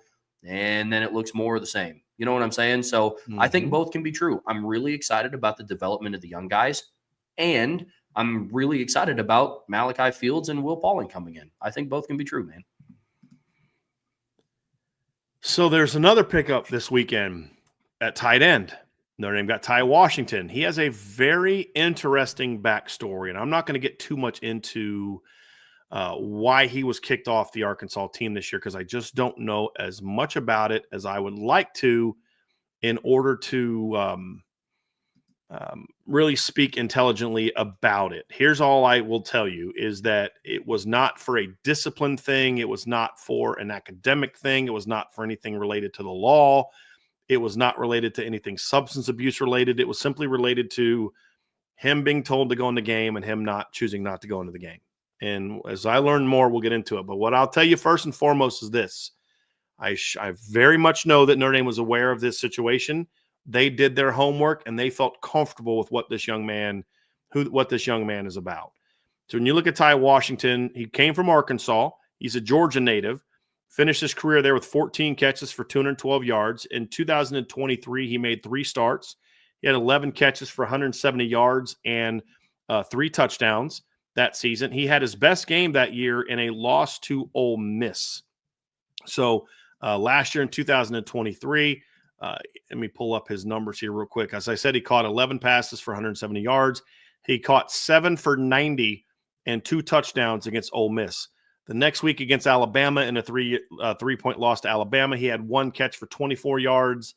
The next week against Mississippi State, he had 1 catch for 19 yards. And then the next week at Florida, 2 catches for 17 yards, and he was out for the year. So all of his production, 11 for 170 and 2 touchdowns, came in a 4-game stretch. This year, he did not play a whole lot. He had 1 catch for 23 yards and a touchdown in the opener. Didn't really play a whole lot after that. Battled injuries and had some other things going on. So this is not a guy that's played a ton of football. He's had some level of production, right? But here's what this one is about. Somebody said, "Well, are they worried about losing Eli Raridan or Cooper Flanagan? This is not what he was brought in for. This is a depth player. This is a guy that you're bringing up to play part of a role because you're a team that likes to use multiple tight ends. Eli Raridan and Cooper Flanagan are your dudes at tight end next year. Ty Washington, of course, he'll get a chance to compete. Everybody gets a chance to compete, but he's not being brought in with the expectation that he's going to beat out Cooper or Eli, right? He's being brought in to provide that depth piece behind those 2 guys. Now, that doesn't mean they don't like Jack Larson. It doesn't mean that they don't like James Flanagan. It doesn't mean they don't like Henry Garrity. It doesn't mean they don't like their young talent. But again, this is insurance. What if Jack Larson's not ready? What if James Flanagan's not ready? What if Eli Raridan or Cooper Flanagan miss games again because of injuries? You now have a veteran player that you can come in and say, hey, he's going to provide some depth for us. Now, I do know that there's other tight ends that they looked at, some guys that are a little bit higher level, but they weren't willing to commit, you're going to start for us. They were some of these higher level tight ends that they went after. It was told, from my understanding, is you're going to come in and compete and be part of this rotation, but we love these guys. And so that's why they missed on some of those guys. And they ended up getting Ty Washington because he understands what his role is going to be. You're coming to Notre Dame to be part of a unit. And you may get 5 snaps a game. You may get 20 snaps a game, right? Who knows what it's going to be, but you're coming in to compete. This is a depth addition. This is a kid that's got some athleticism. This is a kid that's got some pass blocking skill. He can stretch the field a little bit. He can work the middle of the field. He's a competent blocker from what I've seen on film. Like, he can handle himself in a run game. He's 6'4", 247. He can be a movement guy. You know, Trev, on a lot of the movement zone stuff as the number 2 tight end, split flow zone, blocking on the perimeter and things like that. So he brings some skill set to the table, but you have to understand what he's being brought in for. He's not being brought in to be the next Michael Mayer. He's not being brought in to be the next Mitchell Evans. He's not being brought in to be the next Tyler Eifert. He's being brought in to be a Brock Wright, a Tommy Tremble, right? Where, we knew Tommy had talent, but Tommy didn't get the ball thrown to him a ton, right? That's the role he's coming into battle for. And from what I see on film, Trevor, I think you're adding a kid that's got 2 years of experience playing in the SEC, who's had a touchdown against Bama, a big play against Bama. He's had almost a 100-yard game against Ole Miss in competitive games. This is a kid that's played some legit minutes and has played against some, top-level programs, and he understands what he's getting himself into. So I for that reason, if I like to pick up a lot for what I know they're asking him to be at Notre Dame. Yeah, absolutely. I love this pickup for a multitude of reasons. It's weird to think that, fast forward to now, Notre Dame now has 2 kids from the transfer portal from the SEC. It's a big step up from getting the Harvard guys. You know what I'm saying? I also think it's interesting, too. Like, I don't mean this in any negative or a positive way, like just an observation. I think this is the first tight end they've ever taken in the transfer portal. I don't know if they've ever taken another guy. Not as a scholarship guy. Not a scholarship guy. Yeah. I think they had a transfer tight end, like a walk-on type kid, I believe, couple years ago, but it was like a grad transfer walk-on type of guy. They've never taken a scholarship guy at tight end in the portal. I don't believe. Yeah. No, that's interesting. But I mean, I think above all, I think they're just evaluating whether a team is realistically. I think you're going to see some interesting moves like this from a lot of teams because playing a potential 16, 17 game season, depending on what you do in the conference championship, is new to everybody. And, you're starting to see, like, I think it's coming at an interesting time where now, like, you can offer more scholarships to players and you start doing all these other things. And I think a lot of it is an assurance policy. And what are you going to do? You're going to go get proven guys. You're not going to fill your roster and spend your entire nil budget and make empty promises to just going out and getting like the premier cream of the crop guys just to say, look who we got in the transfer portal. I think there's schools that will try to do that, but it's all depth. You have a guy like Eli Raridan. I think his ceiling is extremely high, but he's battled injuries his entire time here. Right. You have a guy like Cooper Flanagan, who I think, again, has a bunch of upside. But he's kind of been like, he's going on his third year of being like the third guy. Yeah. Or second year of being the third guy. Yeah.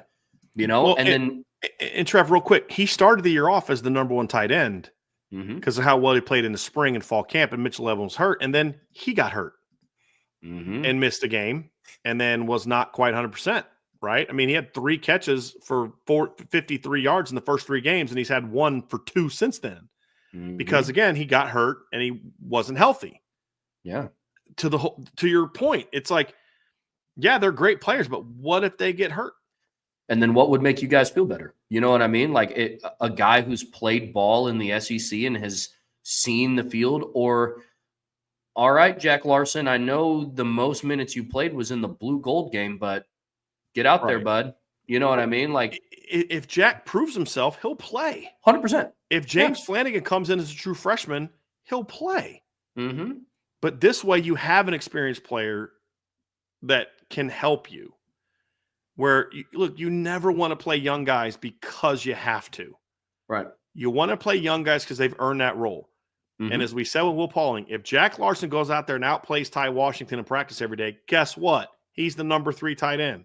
If James Flanagan outplays Ty Washington and Jack Larson, he'll be the number 3 tight end. But now you have that depth piece in there, because I love the point you made, Trevor. You're trying to build a roster that's going to have to play 16 games. And you need to make sure you're not just assuming that young guys can play. Have some protection in case they can't. Yeah. Have some protection in case they're not ready. And I think they'd be silly not to do that. And he's got 2 years of eligibility remaining also. So it's not like he's going to be one and done, and then you're going to have to turn over a lot of guys again, because next year is going to be Eli Raridan's last year at Notre Dame. And this offseason, you're losing Mitchell Evans, you're losing Kevin Bauman, and you're losing Davis Sherwood from your tight end roster this offseason. And so far, you've only replaced him with James Flanagan. Now, James Flanagan's a dude, but he's one dude. They're losing 3 players. One dude, one guy that could have been a good player at Notre Dame if not for all the injuries, and then another guy that's been a bit of a utility guy the last couple of years in Davis Sherwood. Ty Washington I look at it like Ty Washington's replacing Davis Sherwood. I'll take that. Yeah. Yeah, I would too. I mean, it's about adding depth, and I mean, it's one of those where, yes, like, you want to continue to build through high school recruiting, which I think Freeman and Chad Bowden and his company has shown that they are willing to do. But there are some things that you need an immediate return on. And an immediate return is getting a guy that has already played college snaps. I mean, if it, like Brian, you said it perfectly. If this season has shown us anything, it's the fact that if a player, has a potential to get hurt, they will get hurt. Look at Notre Dame's defense, man. They are thin right now. I mean, Notre Dame started out the season losing their left tackle. By game 3, they were down their center and their right guard. So it's just, I mean, they lost their center, their right guard, and their starting Viper in one game. So it's just, to me, my mindset is just like, you can never have enough of anybody. I mean, like, per the rules, you can. And your number 3 cornerback quit the team 2 weeks later. Yeah. Yeah. And then 2 weeks after that, your All-American junior captain corner was ruled out for the rest of the season. With an injury. So, yeah. And so you can just never have enough depth pieces. Like, I have enough faith and trust in this coaching staff that whoever they're bringing on isn't to just like give them a jersey, like it's to come in and contribute in some fashion. you know? Well, what did you need Chris Smith for 2 years ago? You had Jason Adamiola, you had Jacob Lacey, you had God, was Kurt Hinish still on the team? He played at Notre Dame so freaking long. But I'm being a little bit sarcastic with that, but like you had plenty of guys. You had Riley Mills, you had Jason Adamiola, you had Gabriel Rubio, who's a true freshman. You had Howard Cross. You had Howard Cross. You had Jacob Lacey. You had these guys that you could play there, and they still brought in Chris Smith. Well, thank goodness they did, because he ended up being a pretty important part of that as a rotation guy. You know, Jacob Lacey gets hurt. Jason Adamiola was banged up at times that year, missed a couple games, right? And thank goodness you had Chris Smith, because he ended up being a pretty important part of your team, and he ended up getting picked up by an NFL team as an undrafted free agent, right? So not every guy is meant to be, you know, Thomas Harper, Jordan Clark, Riley Leonard, that type of impact guy, and hopefully what Malachi Fields will be. And that's what I think this is here. And I think as Notre Dame fans, we're all kind of adapting to what the portal means for Notre Dame. And when you think portal, you think big money, like impact guy. And that's not really what that's not all Notre Dame has done in the portal, and not all they're going to do as rules change a little bit. You're going to need depth. You're going to need protection. You're not just trying to win 2 games at the end of the regular season now. Play 12 games, take a month off, play 2 games in 12 days, and hopefully win a title. You know, that's just not how it is anymore because of the new rules, and Notre Dame is building depth that way.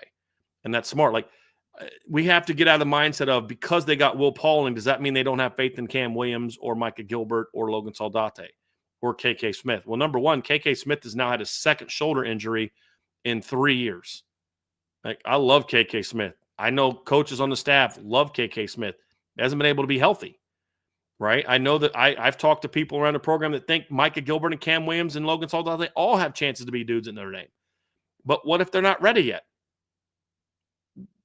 What's your protection if they're not ready yet? Now it's another year of, well, hopefully next year is the year the receivers step up. You bring in a guy like Will Pauling, you bring in a guy like Malachi Fields, and if those guys do become dudes, you play them too. Right? There's no rule that says you have to play those guys. And that's why you bring in Will Paulings and you don't go get Barian Browns and the Dane Keys as that number 2 receiver, because those guys are going to command a lot more money. And if they're not getting the ball, you don't know how they're going to be. You don't know how they're going to be.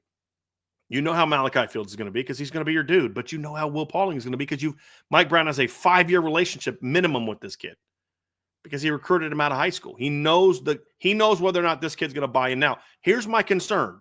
Here is my legitimate concern now, right? We talked about a lot of the good reasons why. Here's my concern. My fear, and sometimes this happens with coaches, especially ones that are facing the kind of pressure Mike Brown is facing, that you go with the established player no matter what, because you're too afraid of the young guy making a mistake that you rely too much on the veteran player. I hope that doesn't happen next season. I really hope that Mike Brown doesn't lean so hard into the proven guy that he knows that maybe you lose a little bit with your development piece. And that is, I will say, that is my concern. If I'm told, all right, if they say, hey, look, Will Pauling is going to be an important piece of what we're doing next year. If that means he's the number 2, the number 3, the number 4, we don't know. That's to be determined. But trust me, we're still focusing a lot of time on developing the Cam Williamses, the Micah Gilberts, the Logan Saldates, the Elijah Burrises, the Scrap Richardsons. Cool. Let's do it. But if the development falters because you're focusing on him and the starters, that's where I will have a problem. Now, I don't know that that's going to be the case. If they tell me that, fine. It's great that you tell me that. But I need to now see it. Or I need to see it in the spring and see it in the fall. That you're like, I don't care who you get in the portal. If you're Mike Brown and Mike Denbrock, I don't care who you get. I don't care if you get the number 1, 2, 3 receivers in the portal. You better make sure that your wide receivers coach makes Cam Williams his pet project this offseason. Because Will Pauling can help you. There's no doubt. There's no bigger addition that you're going to be able to make to your receiving core than a coached up, locked in Cam Williams, talent-wise. Not a one. That's my only potential drawback, where when you don't have that veteran transfer guy, you have no choice but to coach up the young kid. See what I'm saying? So as long as you still coach him like you have no other choice while doing the other, then I'm cool with it. But if the development takes a back seat to the present, like, the best coaches can coach the moment and coach the future at the same time. That's what the best coaches do. That's why Nick Saban won year after year after year, despite losing tons. We kept waiting for hey, this is the year Alabama takes a step back. This is the year. Look, you can't lose 15 draft. You can't lose 12 draft. You can't lose this much and take a step back. And they just keep winning. Why? Because the development top to bottom was elite. And that's where Notre Dame has to be. So, yeah, get Will Pauling, get Malachi Fields, but don't freaking stop coaching up Cam Williams and Micah Gilbert and Logan Saldate and those guys either.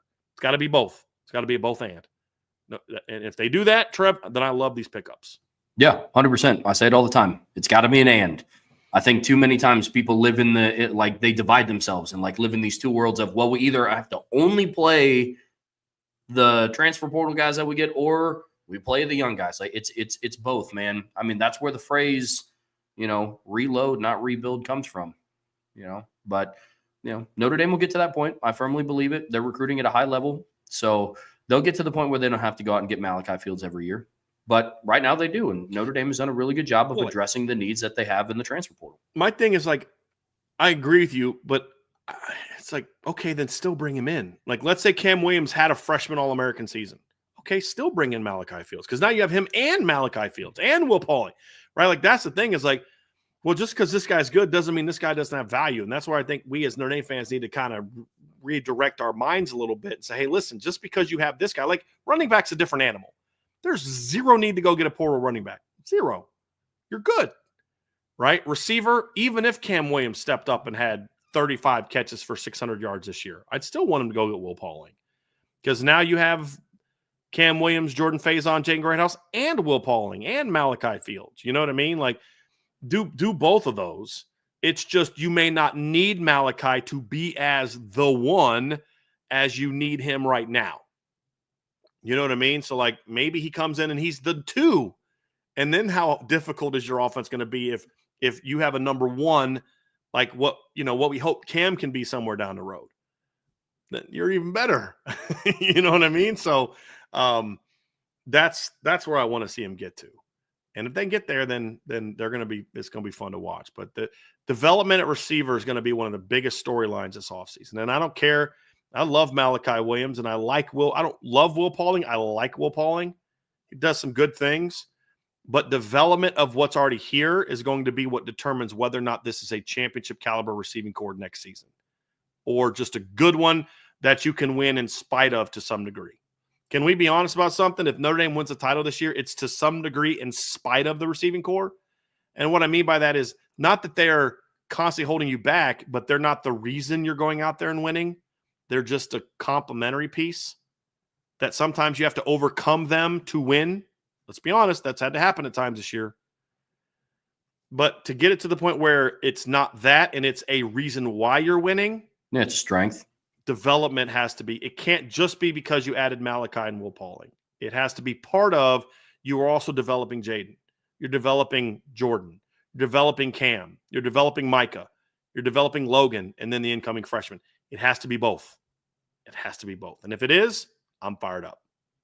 I'm fired up. This team's going to be really dangerous next year if it's both. They're going to be really dangerous regardless, but then it's okay, now it's I don't know how you stop this offense at that point in time, right? So anyway, Trev, we did have a couple super chats I want to quickly pull up before we get going. Michael Hostetler sent a couple of those. I appreciate that, Michael. Michael, if you're still here, I don't know if there was a question that you were trying to ask with your super chat. So if you're still here, I got 2 more super chats I'm going to get to. Throw your question in there. If for some reason you don't get it into me before we end the show, I will pull it up tomorrow just in case, because usually sometimes when people throw 2 super stickers like that, it means they were trying to get a question in, but it didn't get snagged like it normally does. So if that's the case, just let me know, Michael, and we'll get you squared away. So go ahead and get that in there now if you had a question. Then we had the Duder with a super chat. Thank you, the Duder. Notre Dame is going to handle its business on New Year's Day. They have been next man up all season, and Notre Dame has prevailed. Georgia is good, but we are better. All about trust, baby. Notre Dame will play lights out. I hope the Duder is right, Trev. Love that energy, dude. I mean, we'll talk about this again next week, Trev, but I mean, it's such a narrative killer if they win this game. That's not as big as winning and for the short term advancing, but it's like from a macro standpoint, it's the biggest aspect to just the narrative about Notre Dame Oh yeah. is Yeah. winning a game like this. And they can give all the excuses they want. Everyone's going to know. Everyone's going to know. So, yeah, dude, it'd be huge. Got one from Iden Benami. Thank you, Iden. Do you think the lack of fans going to NOLA will matter? Obviously, teams play better games away, but just wondering. I'm surprised Marcus Freeman didn't know about the Georgia Notre Dame championship game. Guys, he wasn't even born yet when that game got played. Like, you understand that, right? Like, Marcus Freeman was not born when Notre Dame played Georgia. I don't need him to do a history lesson about Notre Dame Georgia game back in 1981. He knows about the history of USC. He knows about the expectations for Notre Dame. I don't need him to know about the game that got played on January 1st of 1981 for a guy that was born. Let me pull up Marcus Freeman. When was Marcus Freeman born? I believe he was, because he's 38, right? So he was born in 1986. He was -5 when that game got played. You know what I'm saying? Like, I don't need him to know that one. Yeah, and I mean, at the end of the day, let's call a spade here. I mean, him knowing what happened in the 1981 game is going to have literally zero outcome to what happens in the 2025 game. Gosh, I can't believe we're already saying that. Right. 2025. It's weird. Right. As far as Notre Dame's not going, I mean, look, number one is this is what happens when you allow tickets to your home stadium to be sold for hundreds and hundreds of dollars. It makes it harder for people to go to multiple games. So that's number one. Number two, I don't know that there's not going to be a lot of Notre Dame fans down there. The thing that makes it hard to track Notre Dame fans going to games is because Notre Dame fans are from all over the place. So, I mean, all these tickets being bought by people in Georgia, well, some of those are going to be being bought by Notre Dame fans. I know that for a fact. So we'll see. But honestly, this team has played really well on the road. This team plays really well in those hostile environments. They have this year. And so it's a loud Georgia crowd. I don't know that I'm necessarily upset with that one, to be completely honest with you. And then we have a last super chat here from War of 1812 Stop Motions. Okay. Why pass on JC Anderson? Well, this is my opinion. I was not telling you that Notre Dame is going to pass on JC Anderson. I'm going to tell you why I would as of right now. I wouldn't say pass on him, but I'm definitely not taking him right now. I would want to see him. I want to get him to camp, see his senior film. I see a big, tall kid, 6'7", 230-ish, that has good skill. He can catch the ball, but I just think he's not an elite athlete. Like, he's good for his area, but I think he lumbers a little bit. I'm curious about what kind of coordination he's going to develop over the next 2 years.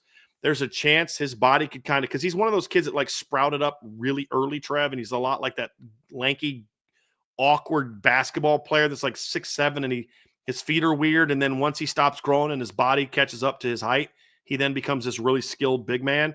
Maybe he's that, but I need to see that first. I also think he's a guy that may end up eventually, might even grow into an offensive lineman depending on how his body shoots up. But he just hasn't shown me on film, because I don't care what your dominance is in high school. I care about what your skill set says in the projection. I don't see a guy that right now screams, I'm a big-time tight end at Notre Dame. I just don't see that right now. So not that I'd pass on him. I would pass on taking him right now. I wouldn't drop him per se. I would slow play him quite a bit, because, again, this is not Notre Dame's opinion. I haven't talked to anyone at Notre Dame about JC Anderson. This is 100% Brian Driscoll's opinion on JC Anderson, and I just haven't seen anything on film yet that makes me say, holy moly, you got to go get that kid. Yeah, now that may come, but as of right now, that's what I see from him, Trev. So that's why I would pass on him. I don't know if you've had a chance to watch him or not yet, but that's not too much. No. Yeah. So I just want to let you know that's why, for me, I would say not yet. That's a position where Notre Dame's got to be a little pickier and really continue to especially since you just got James Flanagan. He's a dude. I want more dudes and different types of dudes, and there's no reason to rush. It's December of their junior years. We got time, right? They don't have to make those decisions now. I would wait, to be completely honest with you, on him right now. And if he goes somewhere else, then he goes somewhere else. You're Notre Dame. You should be able to get some tight ends. We'll see how that goes. But anyway, so Trev, that's it, man. I don't see anything from Mr. Hostetler. So if he does put something in later, I will try to save it, screenshot it, and get it up there tomorrow. All right. So why don't you go and take us out of here, my man? Yeah, you got it, guys. Well, hey, thank you for being with us for the better part of about 3 hours. We have a lot more Notre Dame versus Georgia content coming up. Brian and I will be back here at 1 o'clock tomorrow to break down the Notre Dame defensive matchup against the Georgia offense. Going to be a lot to talk about there with Carson Beck being out. And so it's going to be a lot of different things that we're going to cover. And then obviously we'll have shows. Well, today is Thursday, so we'll have shows on Saturday as well, and then we'll be starting back up again Monday, Tuesday. But we will always have content coming out leading up to this game. So before you guys get out of here, be sure to hit that like button, hit that subscribe button, hit the notification bell, and share this podcast with your friends and family, anybody else that you know loves Notre Dame as much as you do. And as always, the best way to support us is if you go to our message boards at boards.irishbreakdown.com. We're going to have some film breakdowns coming out. That's where we post exclusive content dedicated to our message board people. So for Brian, I'm Trevor. We will see you guys back here tomorrow on the Irish Breakdown Podcast.